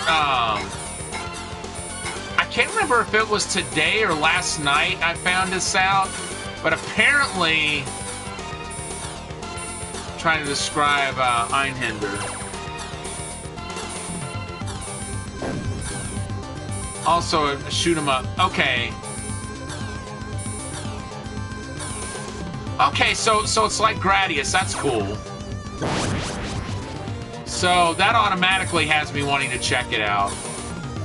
Like I said, that title looked familiar, but I couldn't place it. Hold on a second. I'll catch up with chat in a little bit. Saw you control fighter in that. I'll go ahead and read the rest once we conquer this boss.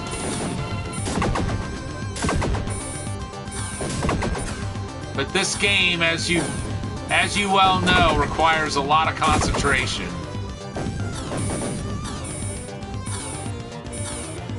Unfortunately, sort of ahead of its time, had great visuals. That's cool. Shoot it in the eye. There's a few games I can think of that were like that were like really ahead of their time. One of the big ones I can think of is a game called iRobot that Atari made it back in 1983, but it didn't actually come out until 1984. I mean, think about, imagine being in 1984 and you see a game with 3D polygon effects. So advanced compared to anything else that was around at the time. Okay, let's see. Controls a fighter spacecraft that must destroy enemy craft in side-scrolling levels. Pre-rendered full-motion videos are used to illustrate pivotal scenes between stages. It was a game that was sort of ahead of its time. It has great visuals.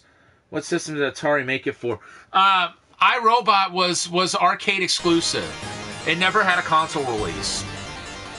Even to this day, it never got released on any of the Atari collections. Yeah. I've only ever seen one arcade cabinet of it. Apparently, it was very rare, and like, there may have been under 1,000 of them made.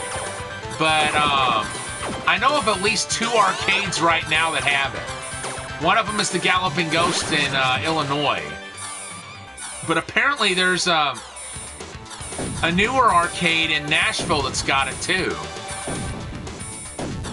And I'm wanting to go to that arcade before too terribly long, to be honest with you. Now, Galloping Ghost, I go there once a year. The only year I haven't been there since 2015 was last year, and of course, that was due to the reason a lot of people weren't doing a lot of things. I don't think I need to go any further with that. But yeah, it's so iRobot came out in 1984, and it had a second mode to it. It's like if you didn't want to play the main game, it had what was called Doodle City, where you could just take different shapes in the game and just kind of paint with them and make all sorts of crazy effects with them. And when you got tired of that, you could go into the main game, but you only got one life if you went into the main game through Doodle City. Whereas normally you got the default 3 lives that you would get in just about any game. But yeah, that game sadly it didn't do very well. And from what I understand, it's because people just weren't ready for something like what that was. But yeah, so I guess the local arcade had it, and then the convenience store that my mother worked at leased it from them because it's like they would. I always wondered where they got their games from because they would usually have like 2 or 3 games in the store, and I found out that there was an arcade in town, and she told me that that's where they came from. And I remember some of the games I played at that convenience store. There was iRobot, there was... And also, you may remember the original Time Pilot, which Konami made back in 1982. Well, I didn't actually see the original Time Pilot until 1985 when I went to Chuck E. Cheese's for the first time. I saw its sequel, Time Pilot 84, at the convenience store before I ever saw the original Time Pilot. And I guess there's not a lot of people who think like I do, but I personally think Time Pilot 84 is the better game. And a lot of the reason for that, I feel like it's more intuitive gameplay because, you know, you have 2 weapons in that game, right? And each weapon can only destroy certain types of enemies. So you constantly have to switch back and forth between the 2 weapons to defend yourselves against all the different types of enemies. And like I said, to me, I feel like that makes for more intuitive gameplay. But I think a lot of people prefer the original because the backgrounds in it are more varied. Showbiz Pizza, I was too enthralled with the animatronics show to play the arcade. Yeah, I can understand that. I don't remember the animatronics show as well. I do remember it, but I mainly remember them playing the Joy to the World with where they changed the lyrics to reflect that somebody in the restaurant had a birthday. Let's see. Joy to the world, to birthday boys and girls now. Joy to the fishies in the deep blue seas. Happy birthday from Chuck E. Cheese. I remember that being the words they sang to it. But I did play in the arcade a lot there. And I remember a couple of the games that I really got drawn to in my first visit were the original Time Pilot and a game called Champion Baseball, which was made by Sega. And I found out Champion Baseball is a freaking cheap game. What I mean by that is its difficulty. Etched glass in the thrift shop. It was an exciting piece of nostalgia to find. Oh, that's awesome! I bet that was really exciting to find something like that. Congrats on that. I think the coolest piece of restaurant memorabilia I have. I went into a local indoor flea market back in 2008, and somebody was selling a Little Caesars Brain Teaser.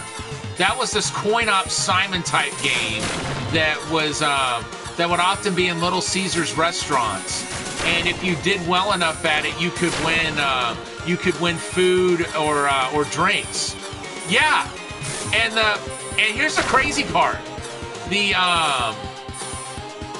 owner of the booth was only selling it for $20, and I put a video of it on eBay, and people were offering me like $200 or $300 for it, and they wouldn't stop trying to buy it from me even after I told them it wasn't for sale. So I finally just said, all right, fine. You guys want to buy it? $10,000 plus shipping. And that finally put a stop to them asking to buy it. Of course, who knows? Maybe one of these days, if I get desperate enough to money, I might sell it. But by and large, I don't sell my games. And something like that, it's just, when am I going to find something like that again? Plus, I know exactly where that particular machine came from, because we had a Little Caesars just up the road from where that indoor flea market is, and I know that's where it had to have come from. And I had played on that particular machine before. It's like, how often do you get the chance? I have doubles to get rid of, though. Yeah, same. But one thing I found out about myself is no matter how much I might think I dislike a game, if I ever sell it, one day I'll find myself wanting to play it again, no matter how much I might have disliked it. And if it's a game I've gotten rid of, knowing my luck, a lot of times by the time I want to get it again, the price has gone through the roof compared to what it had been originally. So yeah, that's the biggest incentive for me to hold on to what I've got. But yeah, so this game came on a stand, like it had one of those metal stands that like candy machines and stuff sit on.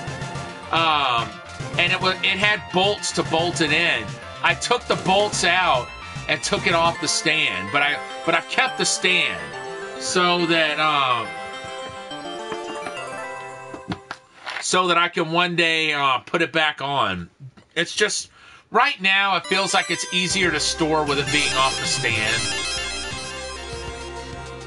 And plus I can take it around and show it off easier that way too.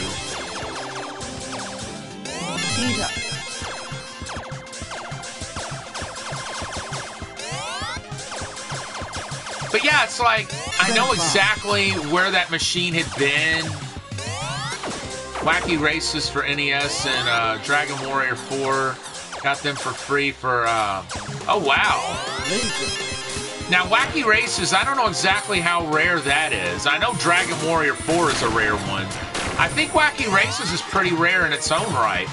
Motor Mike, how's it going? Welcome in.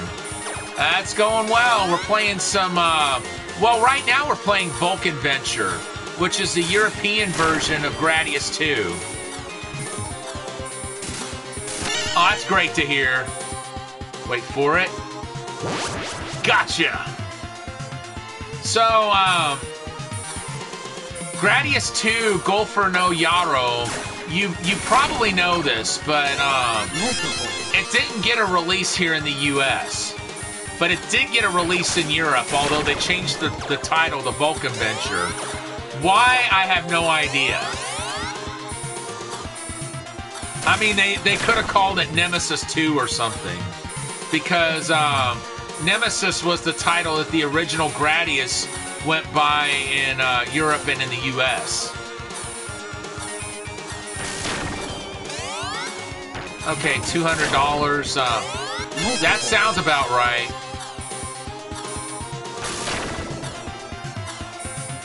Yeah, I'm telling you, retro games nowadays, they are selling for a lot. Have you not heard of the Gradius series at all then? So, if not, the series dates all the way back to 1985. And this particular game that we're playing right now came out in '88. It's actually the third one in the series, even though the title of it is Gradius 2. Because there was another game that's kind of considered a spin-off now, but it is part of the Gradius universe. Because the planet Gradius is mentioned, as is the ship we're flying, which is called the Big Viper. It's also mentioned in the game. Just a moment, folks. Siri, be quiet. No one is talking to you. Oh, I hate when that happens. Sorry about that, folks. All right, let's get back to it. Okay, so the original Gradius came out as an arcade title. Yes, they are. Well, then again, this is Konami. Konami back in the day, they were, Konami's games were just amazing altogether. Graphically, audio, Konami could do just about everything. And I even said at one point, like one of the last Monday Mystery game that I competed in at the Galloping Ghost Arcade was a Konami game, which is called, yeah, it did get an NES port. In Japan, this particular game did not come out in the US at all until 2006. And I'm going ahead and taking deaths because once you die in this game, it becomes very difficult to really get far in the game. So the original Gradius was an arcade title in Japan. That's what they called it in Japan, and it ran on hardware that really wasn't used very much. They made like 5 games on the bubble system. It was so called because it used something called bubble memory, which no. We don't want to use that regular shield. Because see, that regular shield, it takes more of a beating, but it only protects the front of your ship. The force field protects the whole thing. Destroy them all. So anyhow, so the bubble memory, Konami used it in like 5 titles, but they thought it was the next big thing. And I forget what the benefits were that they saw, but in the end, it turned out I think it was more expensive than the circuit boards they were using at the time. And plus, bubble memory had to be heated up before it could run. I'm sorry, folks. I'm going to go ahead and just end the run. I'm not happy that we died already there. So, like I said, bubble memory had to be heated up. Like when you plugged it in, you would get this, it was kind of a distorted screen, and you would hear a voice. It was the same kind of voiceover that Konami was doing back around 83. They used the same kind of voiceover from like 83 to about 86. And then around 87, that's when they started really improving with their voiceovers. So you would hear this voice say, "Presented by Konami, getting ready." 80 or whatever it was. Getting ready. 79. And it would count down like that. What was going on was it was actually being heated to the temperature that it needed to be in order to run. And after it counted down to a certain number, you would get a screen that said warming up now, and it would count down from 99. And then once it counted down to 0, the game would actually go to the title screen. Yeah, but like I said, they only ended up making 5 games with the bubble system memory, and Gradius 1 was one of them. Some of the others that I can think of were Twin B, the original Twin B, and then Konami GT ran on bubble memory. And there was like 2 other games. One of them was a one-on-one fighter, kind of like ER Kung Fu, except it had robots in it or something like that. Yeah. Oh, it's very fun. It's difficult, but it's really fun. Part of the reason I'm playing the European version, I'll admit, is because it's the easier of the 2. In the Japanese version, which the full title of it is Gradius 2 Gofer no Yarou, you get fewer extra lives and you can't continue when you game over. In this one, you get more. Essentially that, and there's no weapons to choose from. There's just a default set of weapons. But you cycle through them the same way by picking up capsules and stuff, and then You got 3 buttons. There's one for firing Shoot it in the head. straight forward, whether it's the regular shot or the laser. There's one for your missiles, and then one to use your your power-up capsules. And whatever power-up it happens to... I've never heard of it having a problem with overheating. Now, what I did hear them having a problem with was the game could actually get erased if it was subjected to like a high electromagnetic field, which unfortunately, when you're dealing with video games, that can happen. So that was a very big problem. A game like losing its whole program. That's a good question. But see, the thing is, us American players, by and large, we probably never even know about it. Because a few of the bubble memory titles were released in the US, like Konami GT was. I forget whether that was the title in the US or whether they changed it. But the ones that were released here, they didn't use the bubble memory. They used standard circuit boards. So, by and large, we here in the U.S. never had to deal with bubble memory or any of its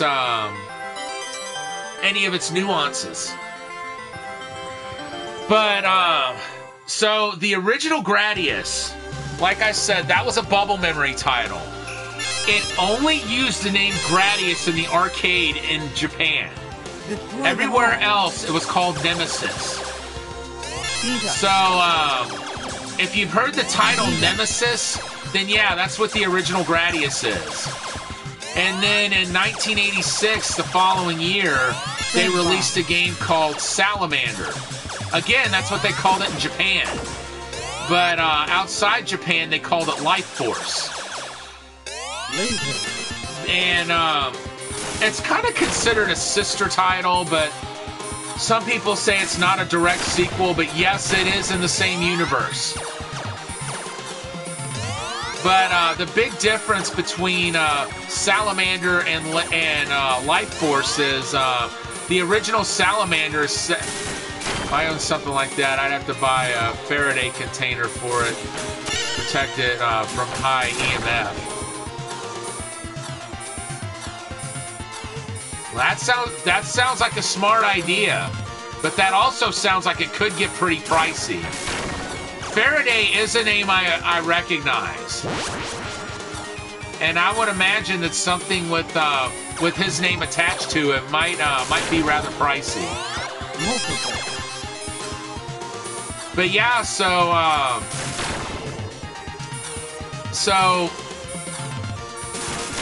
this is actually the 3rd game in the series, even though it's called Gradius 2. Because when you look at Salamander/Life Force being the 2nd one released and actually being in the same universe, then yeah, this is actually the 3rd title. In fact, it even acknowledges it as such. Because this game has an opening, and we might go back and look at it. Because the next time I game over, I'm going to go ahead and let the opening sequence play through, and you'll see where it shows you how the series got to where it was at this time. Like it shows the title screen for Gradius or Nemesis, and then it shows the titles, or not the title screen, but kind of the advertisement for Salamander. And then it shows you the title screen for Gradius 2, as if to say, this is what it's led up to now.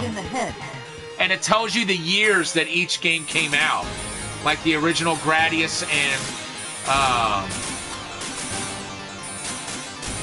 Nemesis were 1985. And then Salamander Life Force came out in 86. And then this game came out in 1988.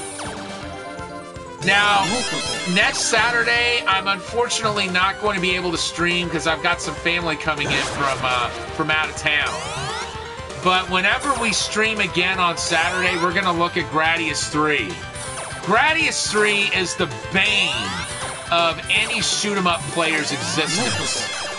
Because it's a fun game, don't get me wrong, but my gosh, brutally difficult. You can't describe that game by calling it any less than that. Because among other things, I mean, it's difficult as a whole, but in the arcade game, there are no continues. I don't think that game even got a release outside Japan. I could be wrong, but I know at the Galloping Ghost, which is the only arcade I know of that has Gradius 2 or 3, they've got like just about every Gradius game there. They used to have Gradius 2 and Nemesis in the same cabinet as a combo cabinet. But now their Nemesis cabinet is in an original dedicated cabinet, and then Gradius 2's in its own cabinet. They do run the Japanese board in their cabinet.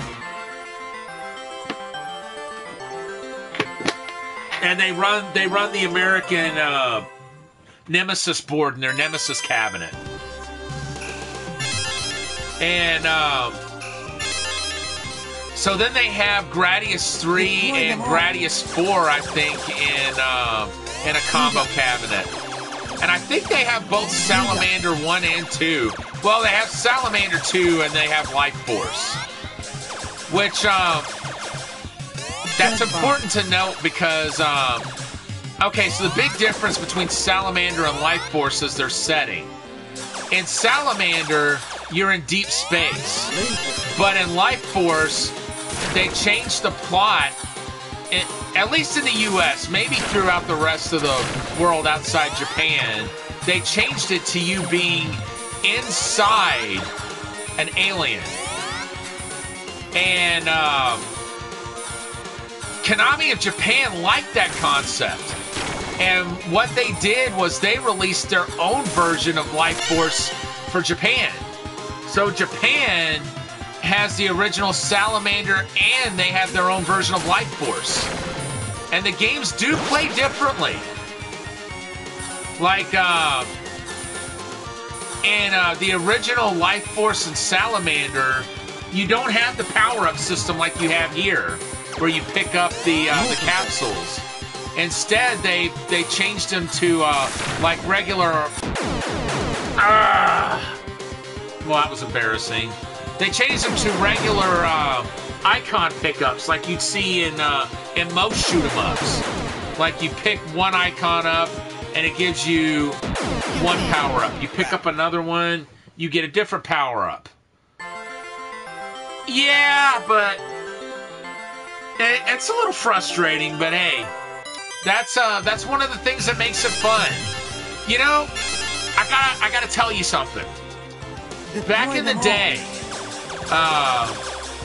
well, when I say back in the day, I'm talking like 1995 here.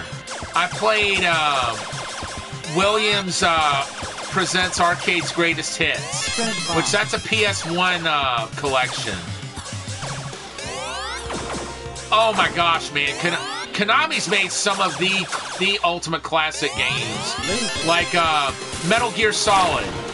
I'm sure you know about Metal Gear Solid. That's a Konami franchise. And Castlevania, that's Konami. Contra is Konami. They've made so many games over the years. Really? You've never played any of those titles that I mentioned? Well, Konami is kind of getting out of the video game business now. They're focusing more on pachinko and slot machines, which that really kind of bugs a lot of us retro gamers. But Konami was in the video game market real early in its history. Like the earliest game I've heard of that they did was like back around 1980 or no 79. Excuse me. Now that one didn't come out in the U.S. The earliest title I can think of that did come out in the U.S. was in 1981. Pachinko is still a big thing in Japan. Oh yeah, it definitely is. And Konami, of course, you can look at the company name and tell that they're a Japanese company. But yeah, their earliest game that I can remember. Well, I didn't hear about it at the time, but they had a game back in '81 called Scramble that kind of got big here in the U.S. In fact, Scramble sometimes is considered part of the Gradius universe. It's definitely the game that led to Gradius being made. Because it had similar horizontally scrolling graphics, and it had a much similar premise. You had 6 levels to go through, and eventually you came to a level where there was a base that you had to bomb and destroy. You know, from that, fast forward 4 years later, you get the original Konami or Nemesis and Gradius. But yeah, Konami was at it for a long time. Matter of fact, on the PS1, they released a collection of Konami arcade titles called Konami Arcade Classics. It has games from 1981 up to 1985 with 2 games from each year. And that doesn't scratch the surface of how many games they put out. Like, I'm trying to think how many I'm familiar with. Like, from each year. Yeah, Konami definitely did Dance Dance Revolution. You're right. I wasn't thinking of that either. I guess because I have my mind more on their retro titles. And they also did the Rumble Roses games, which I'll admit I am a fan of those, partly because I got into wrestling really early in life. And the concept of an all-female wrestling game kind of grabbed my attention. I was very disappointed with the second game, though, because they promised a create a wrestler mode, and it turned out to be much more limited than I expected it to be. Yeah, they did. You're right. Like that. Like they had a Star Trek game. They released a Top Gun game because they released a Top Gun game for the NES back in the day, and they also made an arcade version of it for the Versus system. But yeah, so Shoot it in the eye. let's see. And then of course, like I said earlier, there's Castlevania, which I think Castlevania is one of the first titles a lot of people think of when they think of Konami. And that series is still going on today. Now, I gotta tell you though. Oh, they're not making DDR anymore? Well, I could kind of see that, because like I said, they have moved on more to Pachinko. I can kind of see what's going on there. So now that we've got a force field, I like to get a total of 6 capsules so I can put up another force field as soon as this one goes down. But, I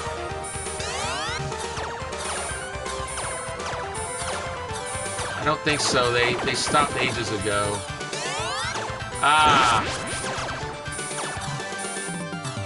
That's a shame.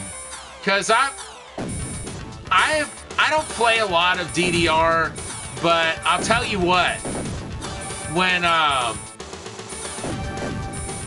was at a period where I tried to lose weight and get in better shape, that was one of the best tools I could have asked for. That was like my primary form of exercise right there.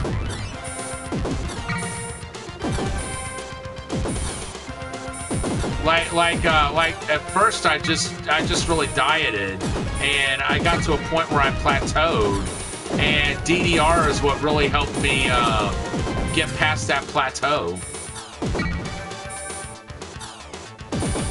I'm really sad to hear that that's gone now. I wonder if they just stopped the, well, now that I think about it, I can't think of any console DDR games that have been made in a long time either.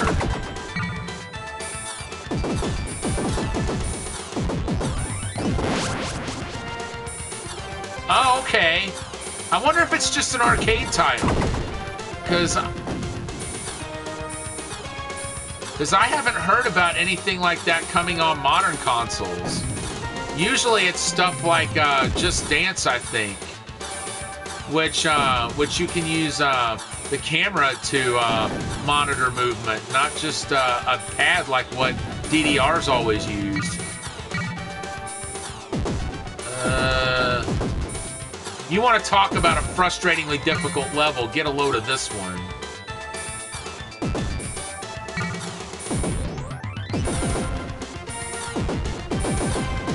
But see, this level suffers from what's called slowdown. It's what happens when there's too many objects on the screen, and the game's memory's like, whoa, I can't handle this. So like everything slows down. Machine everywhere in the arcade. Yeah, I hear you on that. There's a few games I can think of that are pretty loud like that. Like one of them, you go to the Galloping Ghost. They don't have DDR there, but I know one of the games they have is called Anteater. That game is really loud. When you die in that game, you can like, it doesn't matter where that game is. You could hear it no matter where it's at. And Anteater is a game that goes back to 1982. A company called Togo released it here in the... No, wait a minute. I think Togo's the original creator, and I think Stern released it in the U.S. Stern is a company that had a lot of relationship with Konami. Here's another title you might have heard of by Konami. In 1983, they made a game called Track and Field, which was a button masher if there ever was one.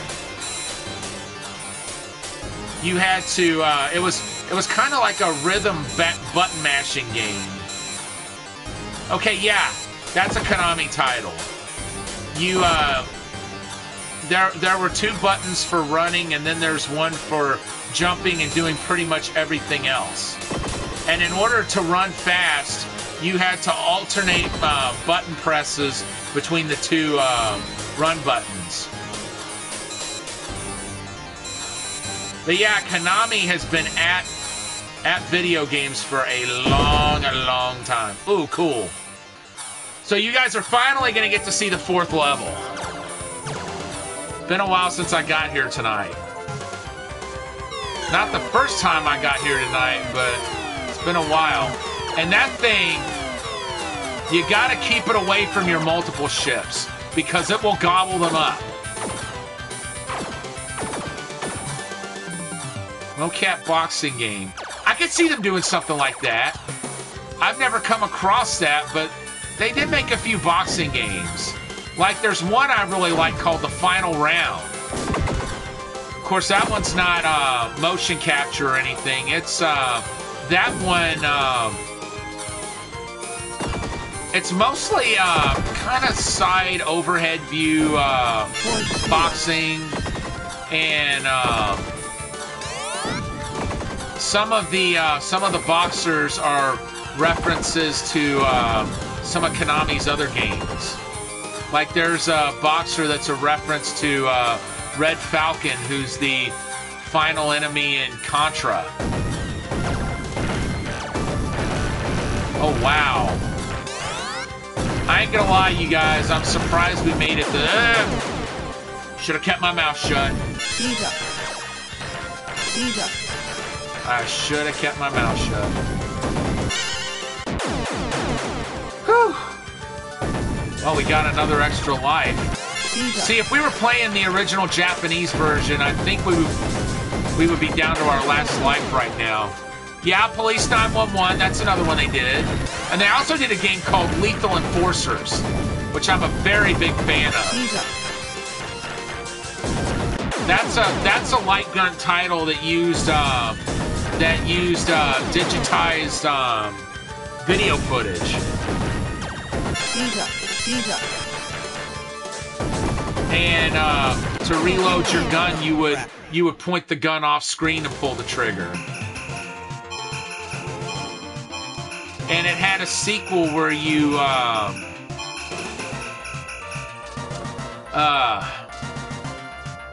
were in the Old West, and they called that one Gunfighters.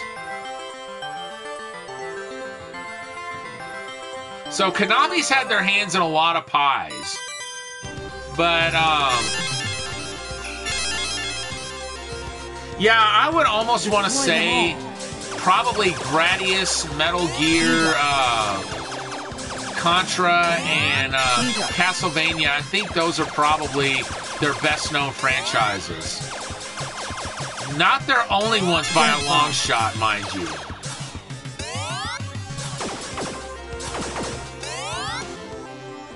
But yeah, then they had a PlayStation exclusive title called Gradius Gaiden, where you could actually choose between different ships, which each had their own performance nuances.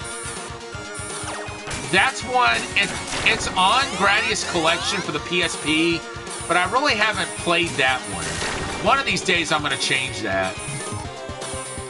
Part of it was I was trying to get as far as I could in Gradius 4, or Gradius 2, excuse me. There is a Gradius 4, but I haven't really played that one much either. Which I understand that one did away with the no continues that you got in Gradius 3. Gradius 3 is just insane. And then there was a Gradius 5 that was released for the PS2. I remember around the time that one came out, I'm wanting to say it was 2005, and I missed the opportunity to buy it right away. But I've since gotten it. I have Gradius 5 now, and one of these days I'll probably stream it. I just don't have the setup right now to do that. However, I'm in the process of looking at computers to buy for streaming, and I've kind of got it narrowed down to like one or two, and it's like there's one that's got all the recommendations except one. It doesn't have the memory that they recommend for streaming.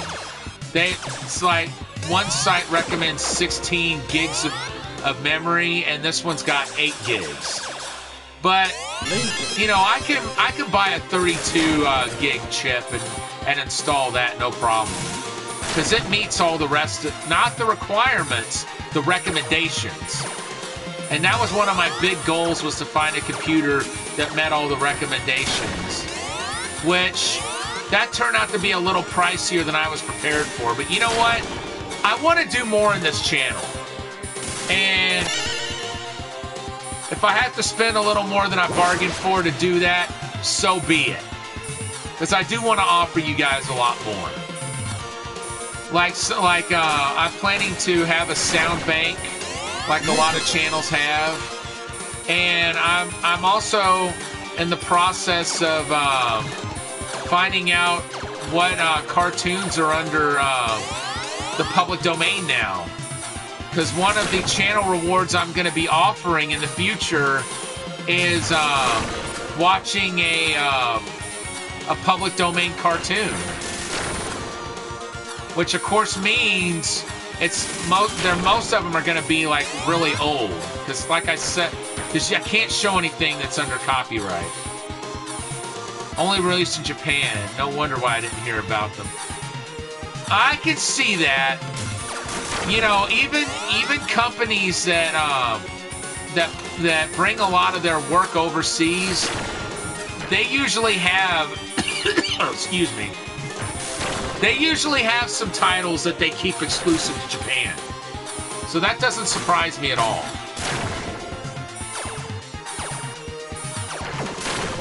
I know there's a round 1 arcade about an hour away, and they've got a DDR machine there. I'm not sure which one it is they've got, but I'll let you know what Shoot it in the head. what that game is when I see it.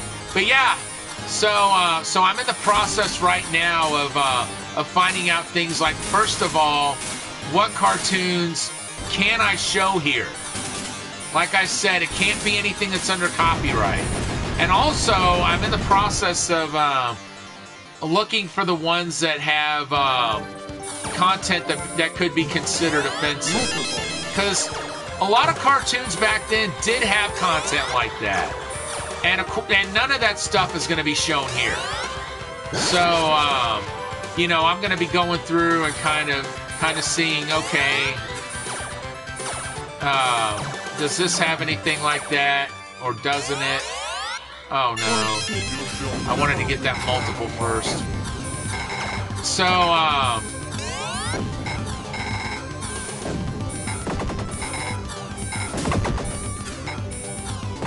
and then, you know, I'm also wanting to maybe do a BRB screen, because right now, only being able to stream PS4 and Xbox, I'm very limited in what I can do, and I'd really like to do more with it once I get the proper setup.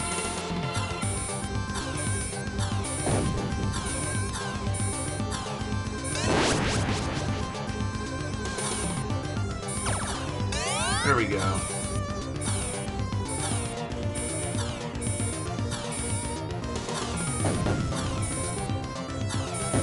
So yeah, I know there's a lot of Warner Brothers cartoons that are currently in public domain. I don't think anything Disney is yet.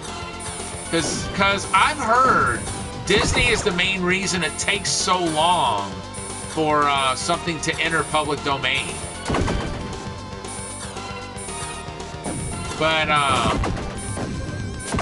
you know, hopefully even a few Popeye cartoons are public domain now, because I would love to be able to show some of those. Because I'm going to be honest with you guys, when I was a kid, Popeye was still shown a lot on TV, and I became a big Popeye fan. Shoot it in the eye. 8 HP computer, it can run emulation and stream, which is awesome. That's cool.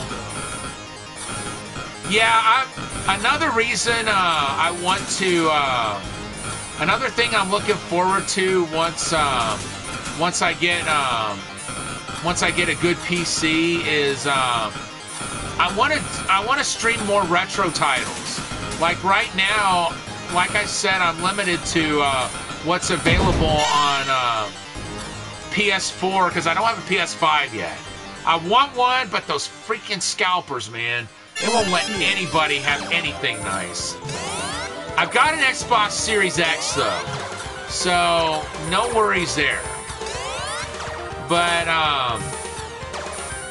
you know, only being able to stream off those right now, I'm so limited in, like, not just the bonuses I can offer, but in the games that I'm able to stream. And I'd really like to stream a lot more NES, SNES titles, and other things like that. Maybe even some Atari 2600 titles down the road.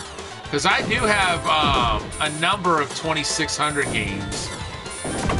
And I've got a ColecoVision sitting around. It would be fun to stream some of those.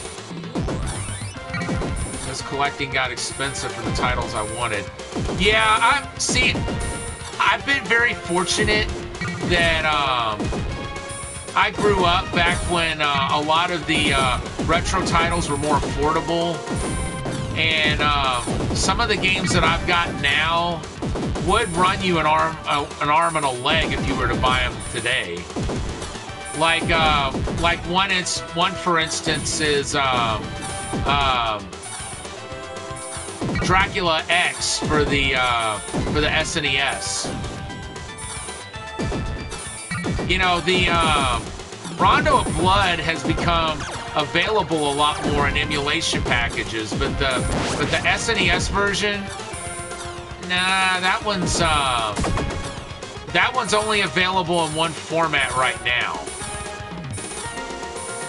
as far as getting it legally goes. And I'm fortunate that I was able to buy one back in 1996 for retail price. And that game goes for like hundreds of dollars today. RetroArch, not familiar with RetroArch. What does that one do?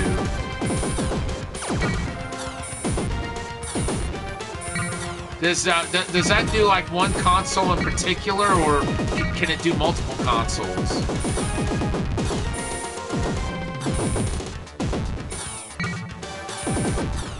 Now, see, another thing you might see me do on my channel, I might do a lot of playing on my Retro Freak, because I've got one of those, and what that does, it's able to back up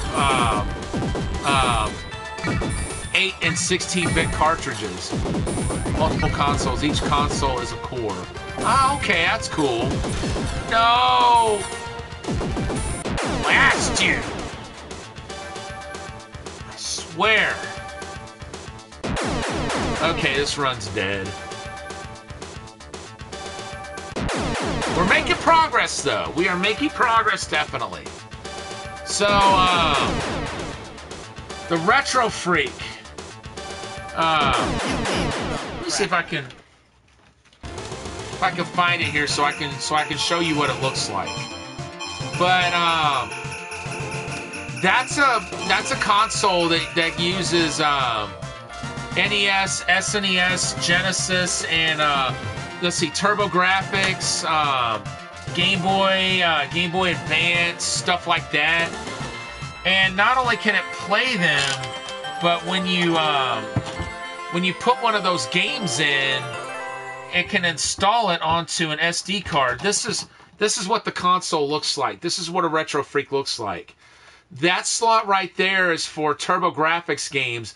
This one is a Game Boy Advance slot, but it also accommodates original Game Boy and Game Boy Color games.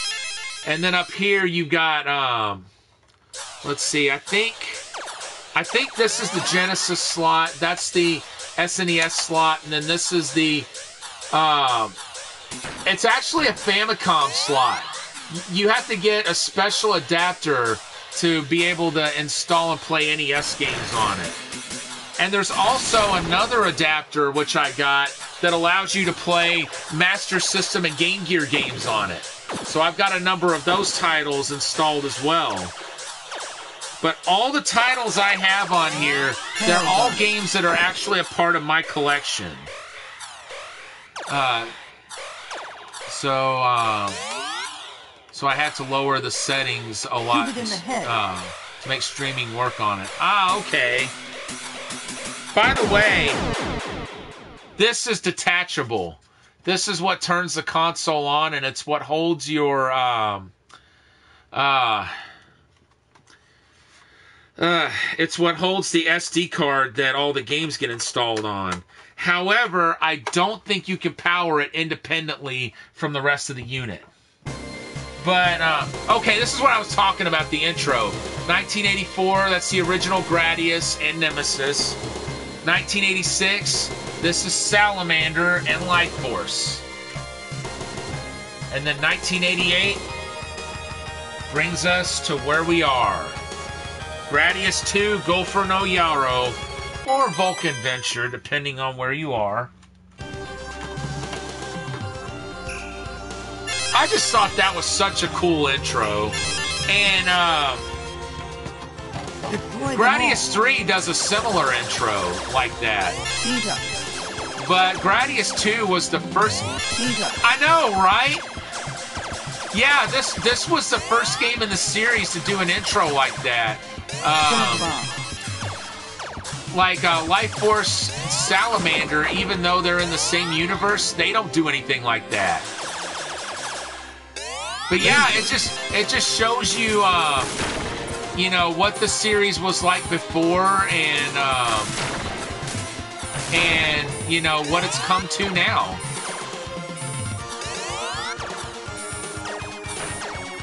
Like I said, Konami, they were just absolute masters of their craft back in the day. I mean, if you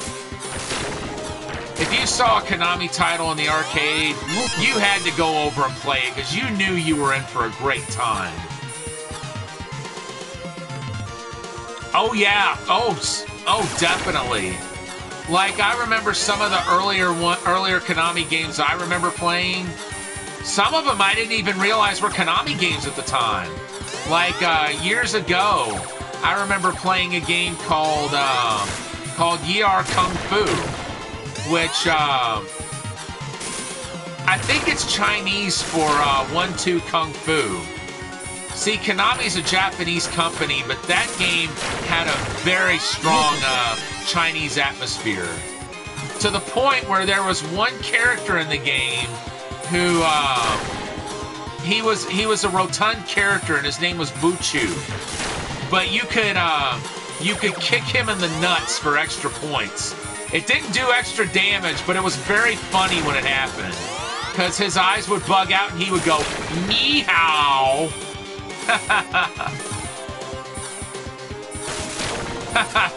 Thanks so much, Diesel Girl. I would love to do something like that. I had plans for it. I've just never really had the capital to get a building and a bunch of games. Because, oh my gosh, you want to talk about expensive acquisitions? Retro arcade titles are certainly that. But Shoot it in the head. But yeah, I'm trying to think what the first Konami game was that I played. Yarou Kung Fu was definitely one of them. But yeah, there was a character in that named Buchu. He was actually your first opponent. And if you threw a sidekick at him and you threw it right at the right second, like when he was trying to kick at you, you could kick him in the nuts. And his eyes would bug out and he'd go, "Ni hao," and you got a bunch of extra points for that. House of the Dead. Yeah, that's a Sega title. Yeah, the thing is, you did not do extra damage to him for kicking him in the nuts. You just got extra points. The Yarou Kung Fu was a very basic one-on-one fighting game. Matter of fact, it was the first one-on-one fighting game I ever played. And the premise was very simple. Hit your opponent 8 times before your opponent hit you 8 times. Now see, like I said, it was very simplistic in nature. Like, player versus player was not a thing that you could do in that game. You only had the computer opponents. But see, it took things a step further from the one-on-one fighting titles that were there at the time. Which there were some, but they were very limited. Like, the debate rages on as to whether the first one-on-one fighting game was Karate Champ or Heavyweight Champ. Heavyweight Champ was a game that Sega released back in 1976 and was a boxing title. And you could do player versus player in that. But that's considered a lost arcade game. I've seen pictures of it, but nobody really knows where those cabinets are or if they even are still in working condition anymore. Sega released an update to it, like back in 1987, which used a song that was very similar to Lionel Richie's "Running with the Night." Let's see. Drawn to Area 51 and Tekken. Yeah, those are good too. Area 51, that was Atari Games, and then of course Tekken is Namco. Namco, of course, being mostly known as the creators of Pac-Man,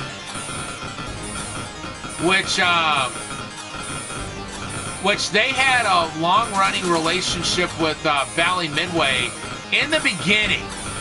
But Bally Midway abused the Pac-Man license, and they lost their partnership with Namco. You know, I have the House of the Dead collection on the Wii. I need to break that up and play it a bit more and see how I do with it. I think those are the only House of the Dead games that I've owned, and it has like it's either House of the Dead 2 and 3 or 4 and 5 are on that collection. But I've always been more of a fan of Lethal Enforcers. That's one of my favorite light gun titles of all time. PC version a couple of times. Oh, they made a PC version of House of the Dead? That's interesting.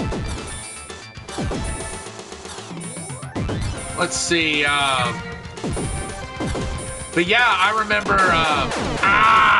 Friggin' A. Konami also had a title called Super Basketball back in 1984.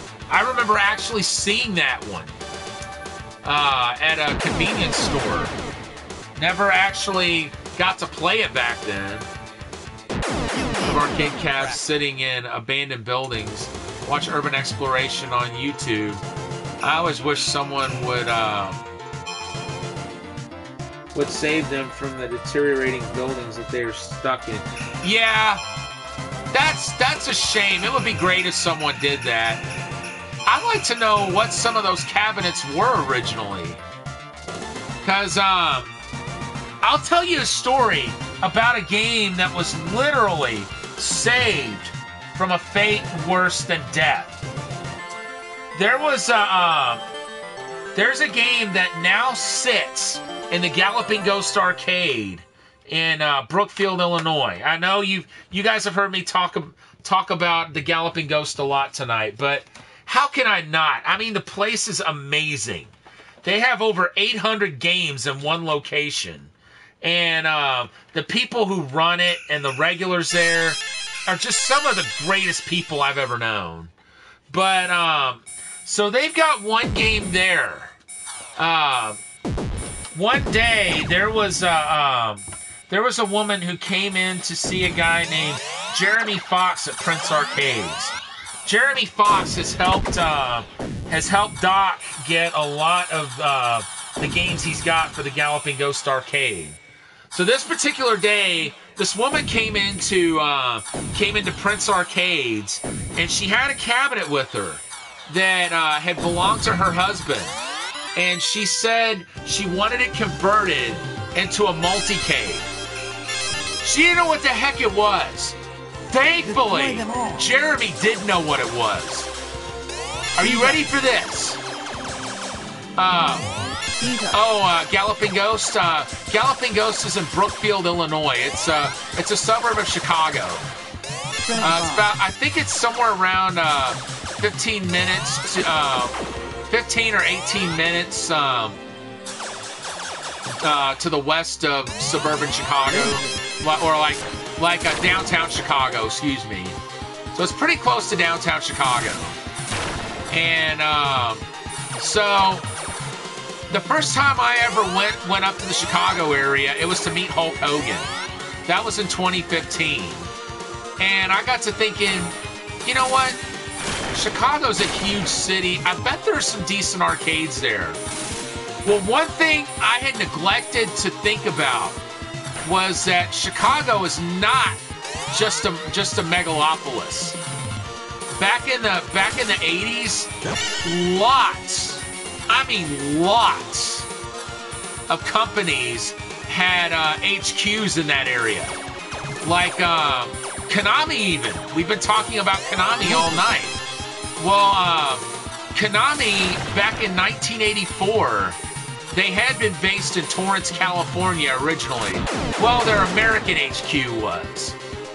But in 1984, they moved to Elk Grove Village, Illinois, which is a Chicago suburb. And I've actually visited the building that that Konami's original HQ was in. It's very small compared to what you'd think it'd be. And then in 1986, they moved to Wooddale, which is a few suburbs over. And I visited that building too. It's considerably bigger than the Elk Grove Village building. The original HQ is on Brummel Drive in Elk Grove Village, and then their second one is on Middle Drive in Wooddale. From Wisconsin, so that would be a drive that would be awesome to check out. Yeah, it would totally it would totally be worth it. And hey, if you ever go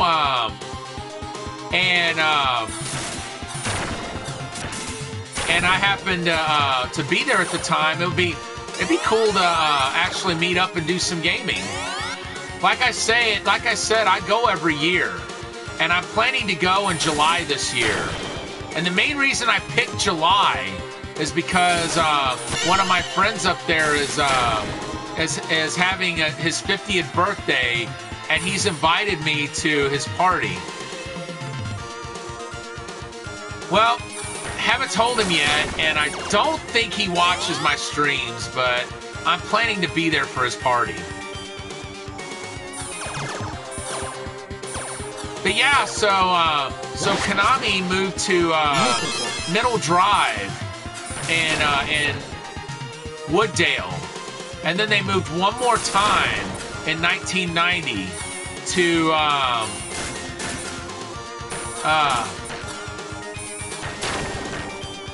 Buffalo Grove, and their address is 900 Deerfield Parkway. That one ended up being the one they stayed at the longest, because they were at the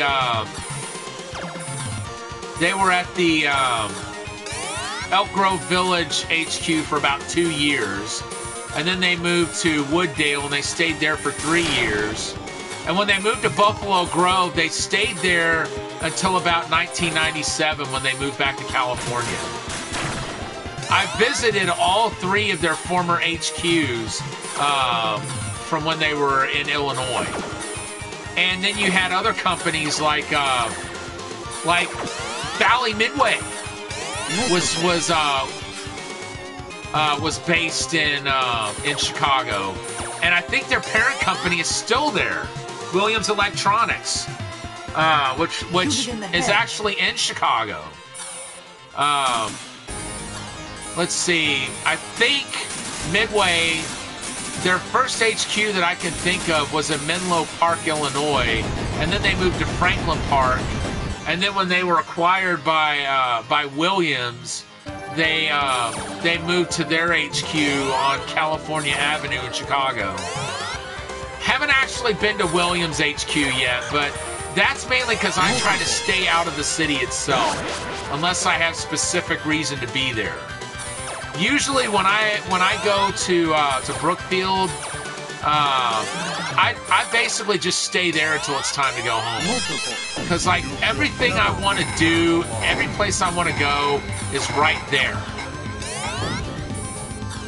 And there's a hotel, like, I kid you not, it's right across the street from the Galloping Ghost.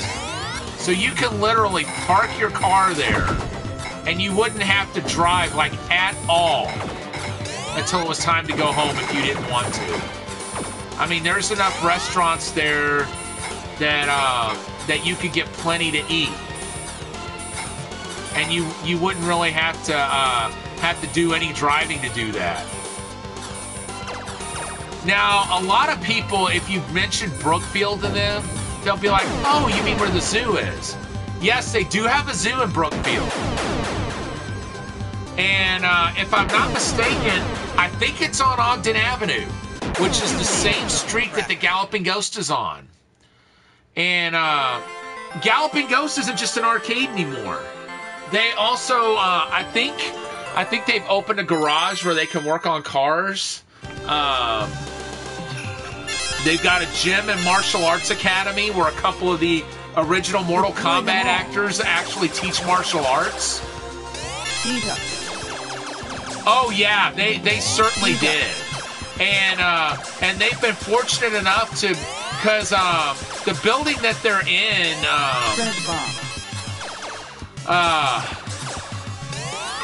it goes for a block, and they've been able to just about get the whole building.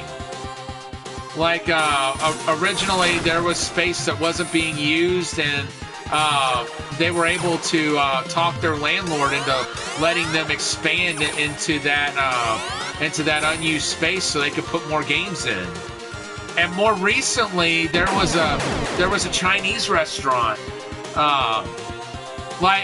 Okay, basically the way the building is laid out. Like, say you're facing the building. The Chinese restaurant was here, the arcade was here, and then the rest of the building was kind of not being used. Well, the Chinese restaurant moved out, and they got the location where the Chinese restaurant was, and it's going to become part of the arcade now too. So almost that entire building over a city block is going to be the Galloping Ghost arcade. And like I said, they're up to 800 games in one location. Well, more than that actually. And they put a new game in the arcade every Monday. That's what I think I mentioned earlier about the Monday Mystery. That's what that is. It's where they put a new game in the arcade, and they have a competition between everybody who wants to try it. And nobody is told what that game is, so nobody has a chance to practice it. So it's a level playing field. I've competed in a few of the Monday Mystery tournaments, and have won the ones I've competed in. The last one that I competed in was for a game called what was it? Surprise Attack. Which that was a Konami title in itself. Oh, it is. It's well, see, they also have a mega tournament every year. I've never been able to go to it, but it's called T20, and that one goes on at least over a weekend.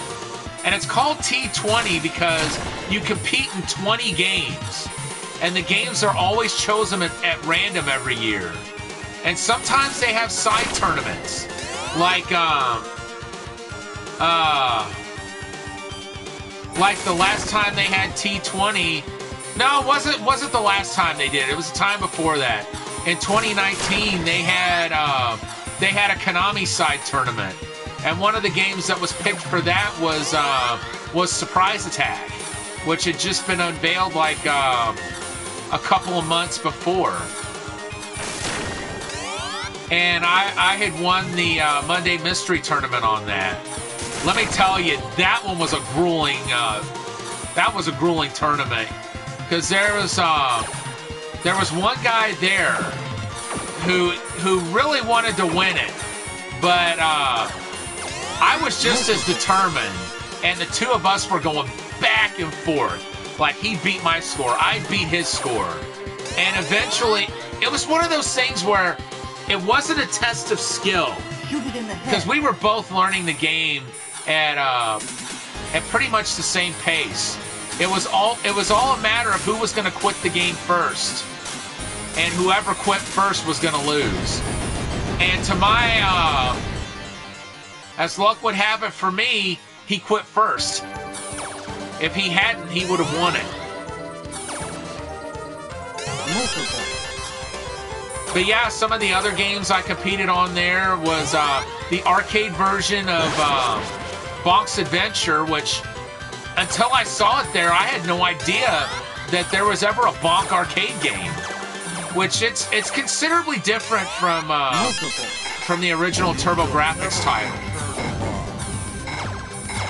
I mean, a lot of it's the same, but a lot of it's different too. But apparently there's only like a few boards that are known to exist. There's like 3 or 4 people that have boards of it. And Doc said there were some people who he called super collectors who were in Japan. He said these people kept telling him, you know, if I were you, I'd just give up on this. I don't think you're going to find one. Well, as luck would have it, somebody who Doc knew had a board sold it. And Doc asked the guy, hey, do you think you could put me in touch with that guy who bought your Bonk's Adventure board? And he did, and the guy was willing to sell the board to Doc. So that's how he got his Bonk's Adventure. So back to that story I was going to tell about the game that got saved from a fate worse than death. We got caught up in kind of a rabbit trail, and I never got around to telling the story. Wait till you hear this story. So this lady, like I said, she came into to Prince Arcades, and she had this cabinet with her, and she said it had been her husband's cabinet, but she wanted to convert it to a multicade. Well, she didn't know what the heck this game was. Fortunately, Jeremy knew what it was, and it was a cabinet that less than 10 of them existed. I don't know if you've ever heard of a game called Blaster, but it's a game that was made by the same people that made Robotron 2084 and Defender. It was actually a sequel to Robotron. Well, unfortunately for that game, by the time development started on it, the video game crash of 1983, 1984 was starting to happen. It's like the full effects wouldn't be felt just yet, but there were only like 1,000 total blaster cabinets made. And the majority of them were made of cylindrical plastic material called Duramold. Now, in theory, yeah, oh my gosh, you have no idea. It truly was a lucky save. So basically, what happened was this cylindrical plastic substance called Duramold was only used in like a handful of games. I've never actually seen a Duramold cabinet with my own eyes, but I've heard stories about them.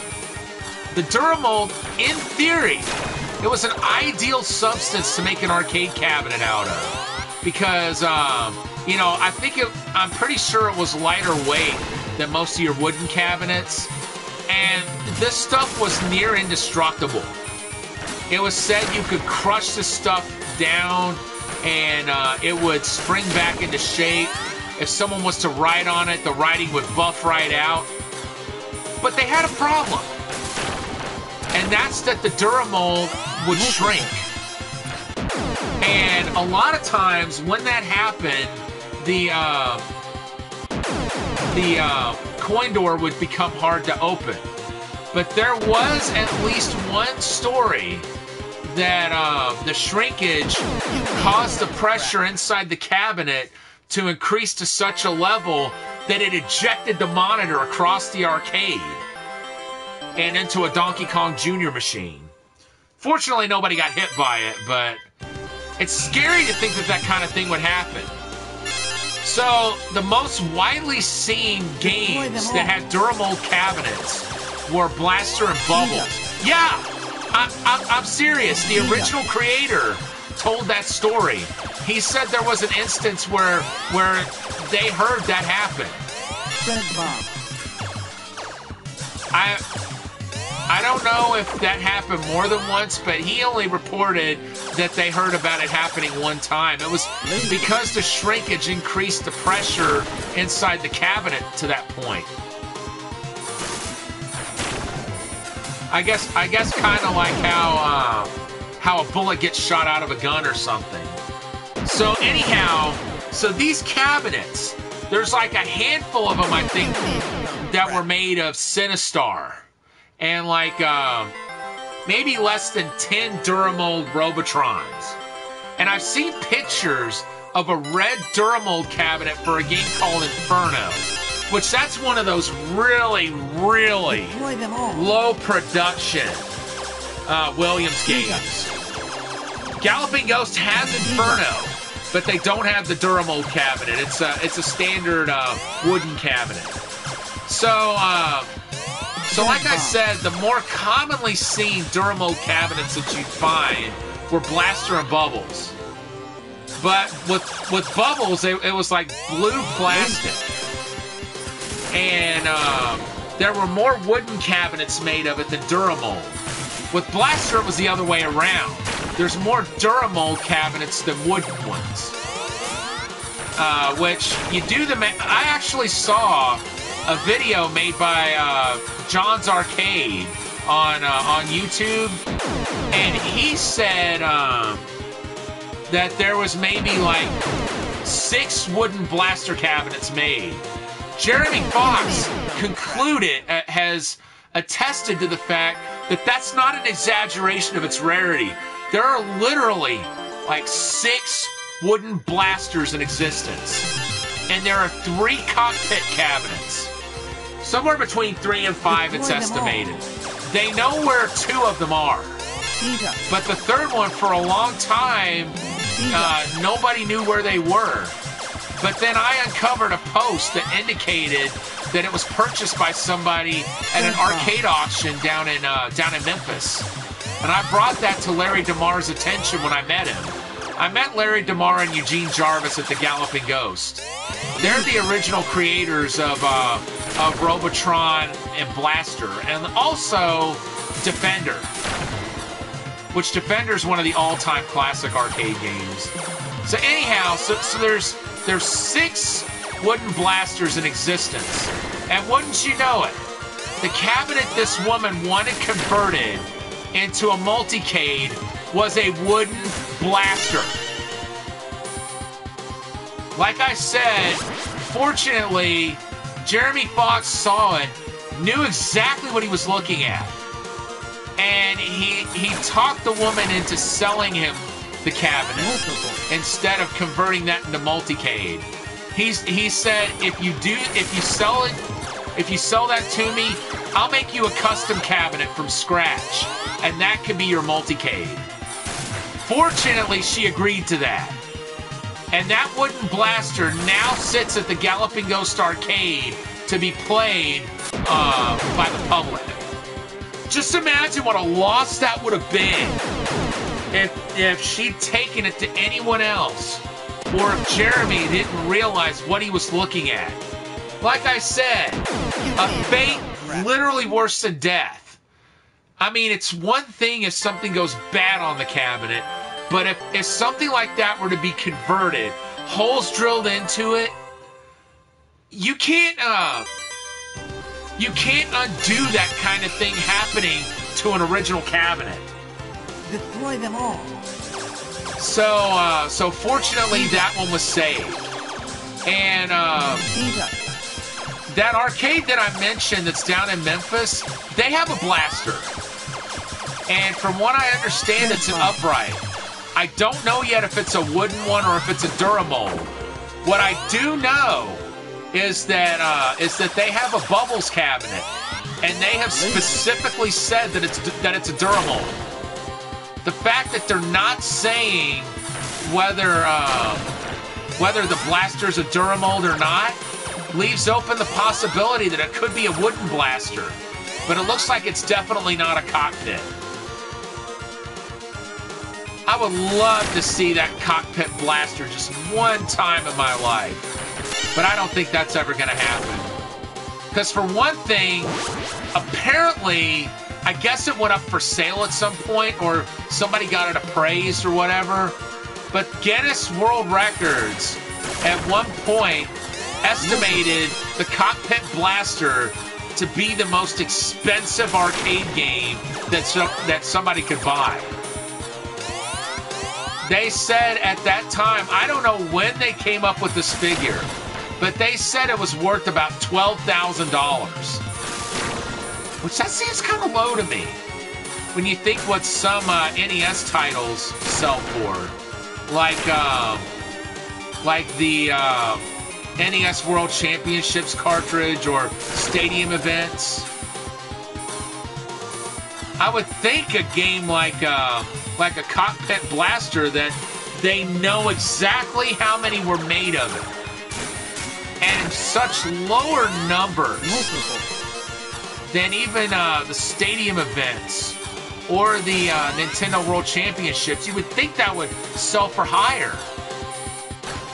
But according to Guinness, it doesn't seem like it does. Still, something like that will forever be out of my reach. But could you imagine if an arcade owner was to actually get their hands on that and put it out there for the public to play? That would be a dream come true right there. Shoot it in the head. Aye, aye, Skipper.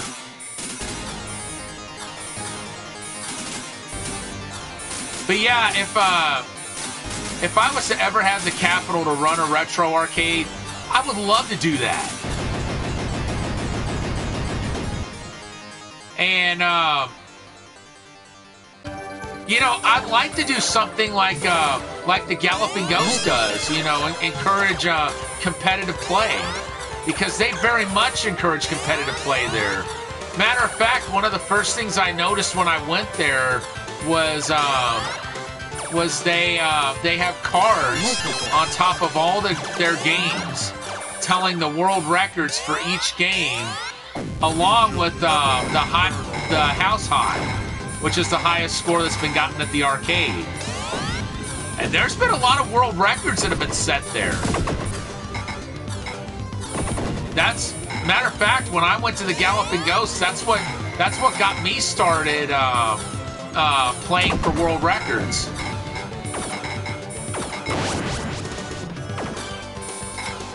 Yeah, I think this run that I'm on right now may be my last one for the night.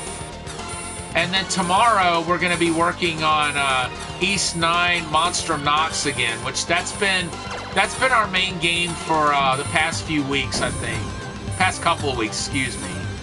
Because we started that one shortly before my birthday, after finishing up Doom 64.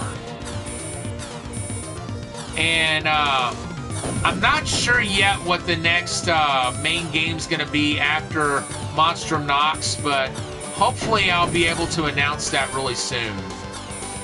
Thanks so much. I appreciate it.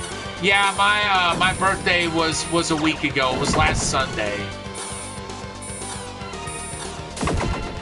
I didn't get to do everything I wanted. Like there's a Japanese restaurant that I like to go to every year.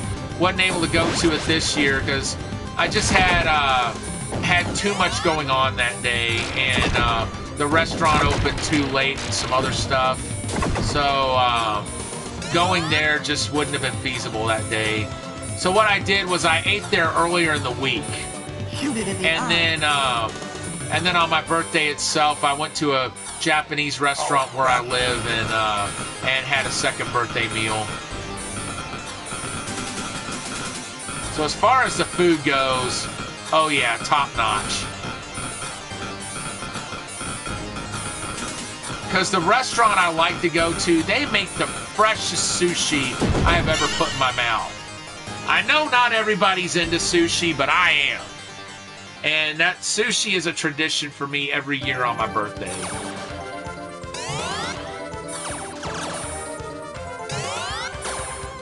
Let's see, I'm going to hold off for a little bit.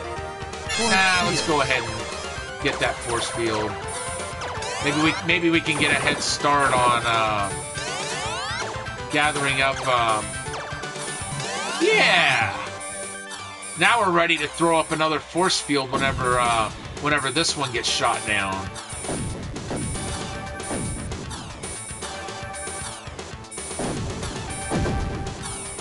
hungry for it for weeks, along with Chinese food. Man, Chinese food, you can't go wrong with that either. And I've also really gotten into Korean food a lot too. We had a Korean church that used to cook outside my work every like one Saturday every 3 months, and the money would go to their mission work, I think. And it was, and you know, that really turned me on to bulgogi. They would make bulgogi, kimchi, a lot of other things. And I would always make a point to pick up some bulgogi whenever they would come. I really hate that they're not around to cook anymore, because it smelled so good when they would have that grill going outside work. Of course, that also made it tough to wait till lunch, because it's like, I work outside, I'd be smelling that bulgogi like all the time. And it's like, oh, I wish my lunch would hurry up, because I want to sink my teeth into some of that. Always wanted a bento box from a Japanese restaurant. Yeah, bento boxes are good. It's been a while since I had one, but I remember I ate a sushi bento box at a restaurant in town once. I liked it. But unfortunately, I feel like that particular restaurant, I don't want to knock it, but I don't feel like their sushi is quite as fresh as some of the other restaurants I've been to. Oh yeah, especially when it's something like bulgogi, which if you've never had that, it's seasoned beef strips. I don't know exactly what they season it with, but oh my gosh, it is so good. And matter of fact, I think that church still has food bazaars like every few months. It's been a while since I've been there to get anything at their bazaars. I'm not sure if they still have them anymore. But if they do, I need to stop by there and pick up some bulgogi sometime.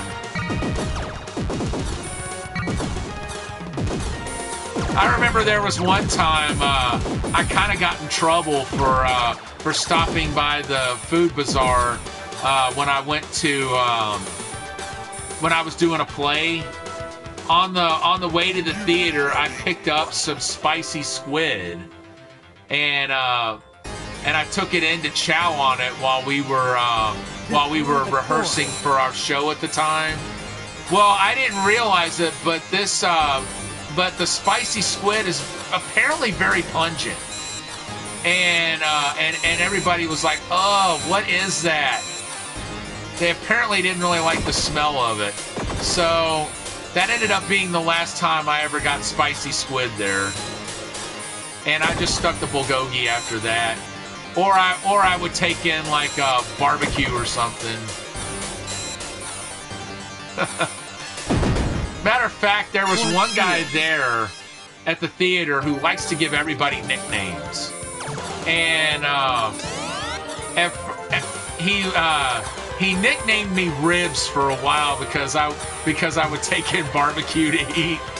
But he ended up settling with Stink Meat because of the spicy squid. And he ended up just calling me Meat as a nod to the original Stink Meat nickname, because that's what he was calling the spicy squid. At least it wasn't durian fruit. I've heard that reeks. Now, I've never heard of that, actually. But I will keep that in mind if I ever decide to try it. So you said it's a fruit. Nice. That'll cut down on a lot of the projectiles flying. Okay, I need... Cool. I've never heard of durian fruit before. Like I said, I'll keep in mind that it's I guess I'll be generous and just say it's pungent. for the time being, since I've never really experienced its aroma for myself.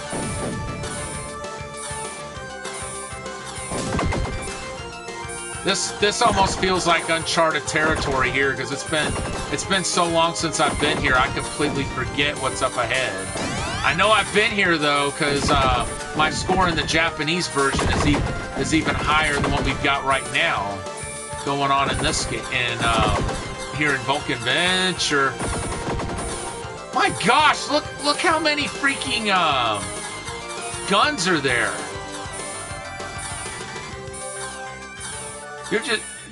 You're wanting to commit suicide there trying to destroy those. Oh, I remember this thing. I remember this from Gradius 3.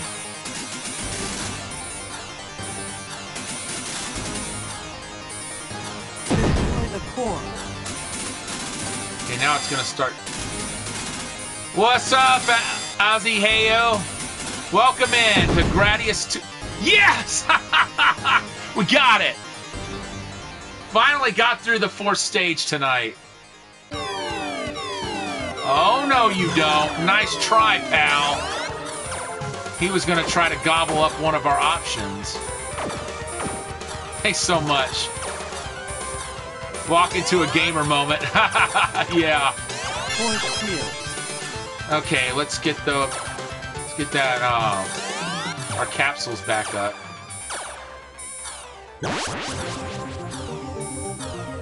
Oh, this has got to be a Moai stage, yep.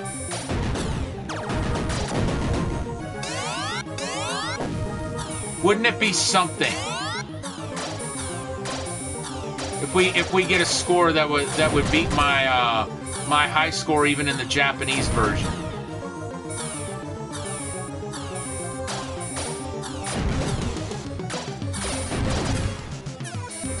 Whoa! Oh no! Oh, thank goodness.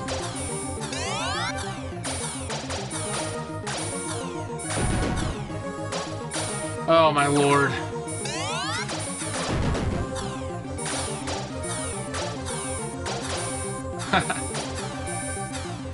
Oh, you used some channel points there, Diesel Girl. Awesome.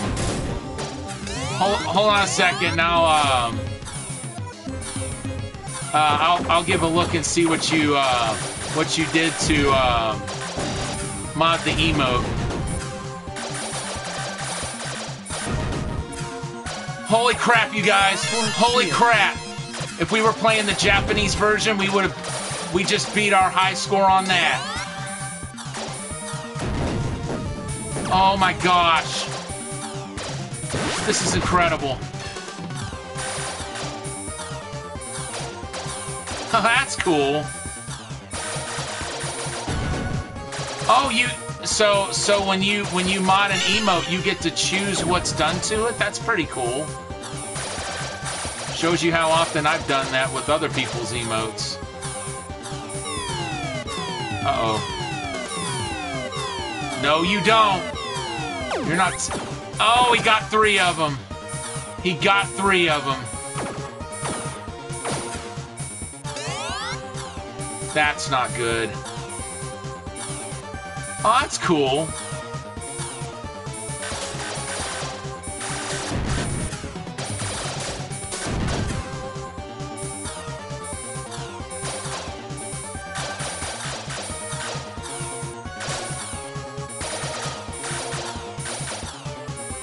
Funny ones for October. Sounds like it. Oh no.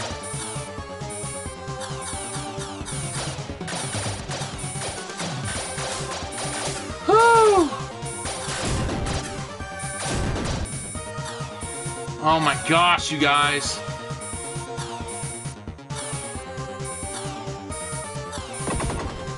It's been pretty good so far. Oh.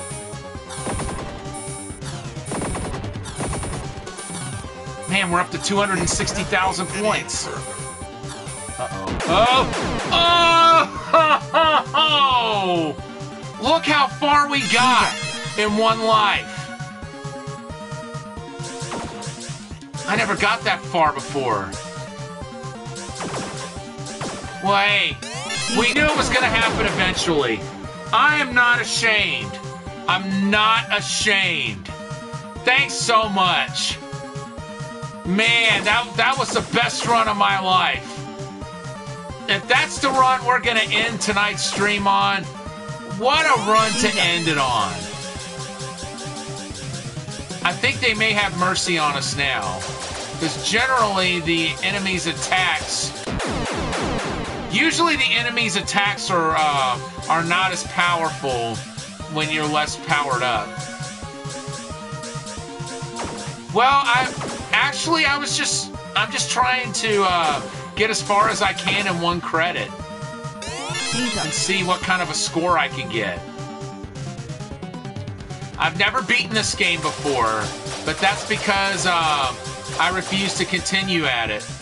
And we found out that in the Japanese version of this game, you can't continue. Only the European version, which is what we're playing right now, gives you that option.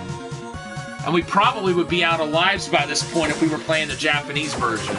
See, the Japanese version of this game gives you an extra life at 20,000 points.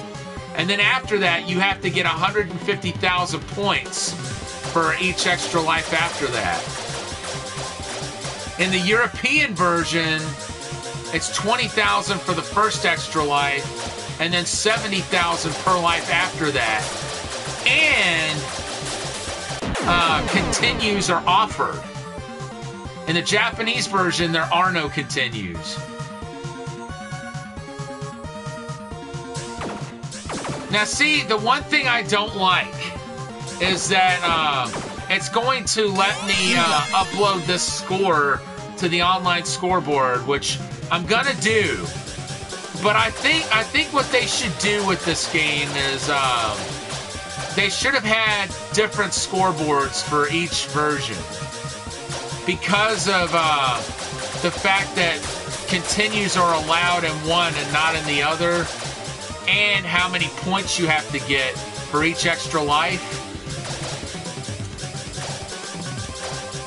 It just would make it unfair to let people submit scores from the easier version when the people playing the harder version are competing not only against the harder version scores, but also the... What? Did you guys hear that laugh? It went from saying you need some practice to that demonic laugh. I guess that's the game. I guess that's the game saying, "Well, okay, kid, you've got potential now." And look at that. We centered the number one perfectly. That was a great run to end tonight's stream on. Well, folks, that's going to do it for this evening. Thank you so much for joining tonight. And just as a reminder, coming up tomorrow, we're going back to East 9 Monstrum Nox. Thanks, Diesel Girl. I appreciate it. I'm definitely going to be working on this game and trying to get better at it. Well, I'm just glad you're here at all. So we're going to be playing Monstrum Nox tomorrow through the rest of through Wednesday. And then on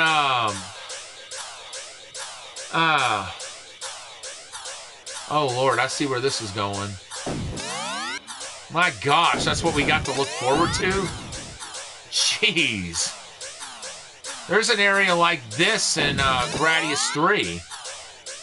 So anyhow, so East 9 Monstrum Nox is for the next several days.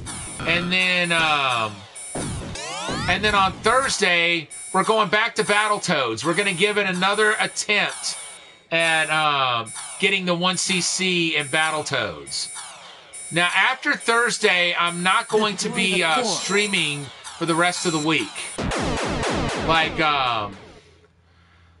like Thursday or Friday, Saturday, and Sunday. I've got family coming in from out of town, so I won't be streaming those days. However,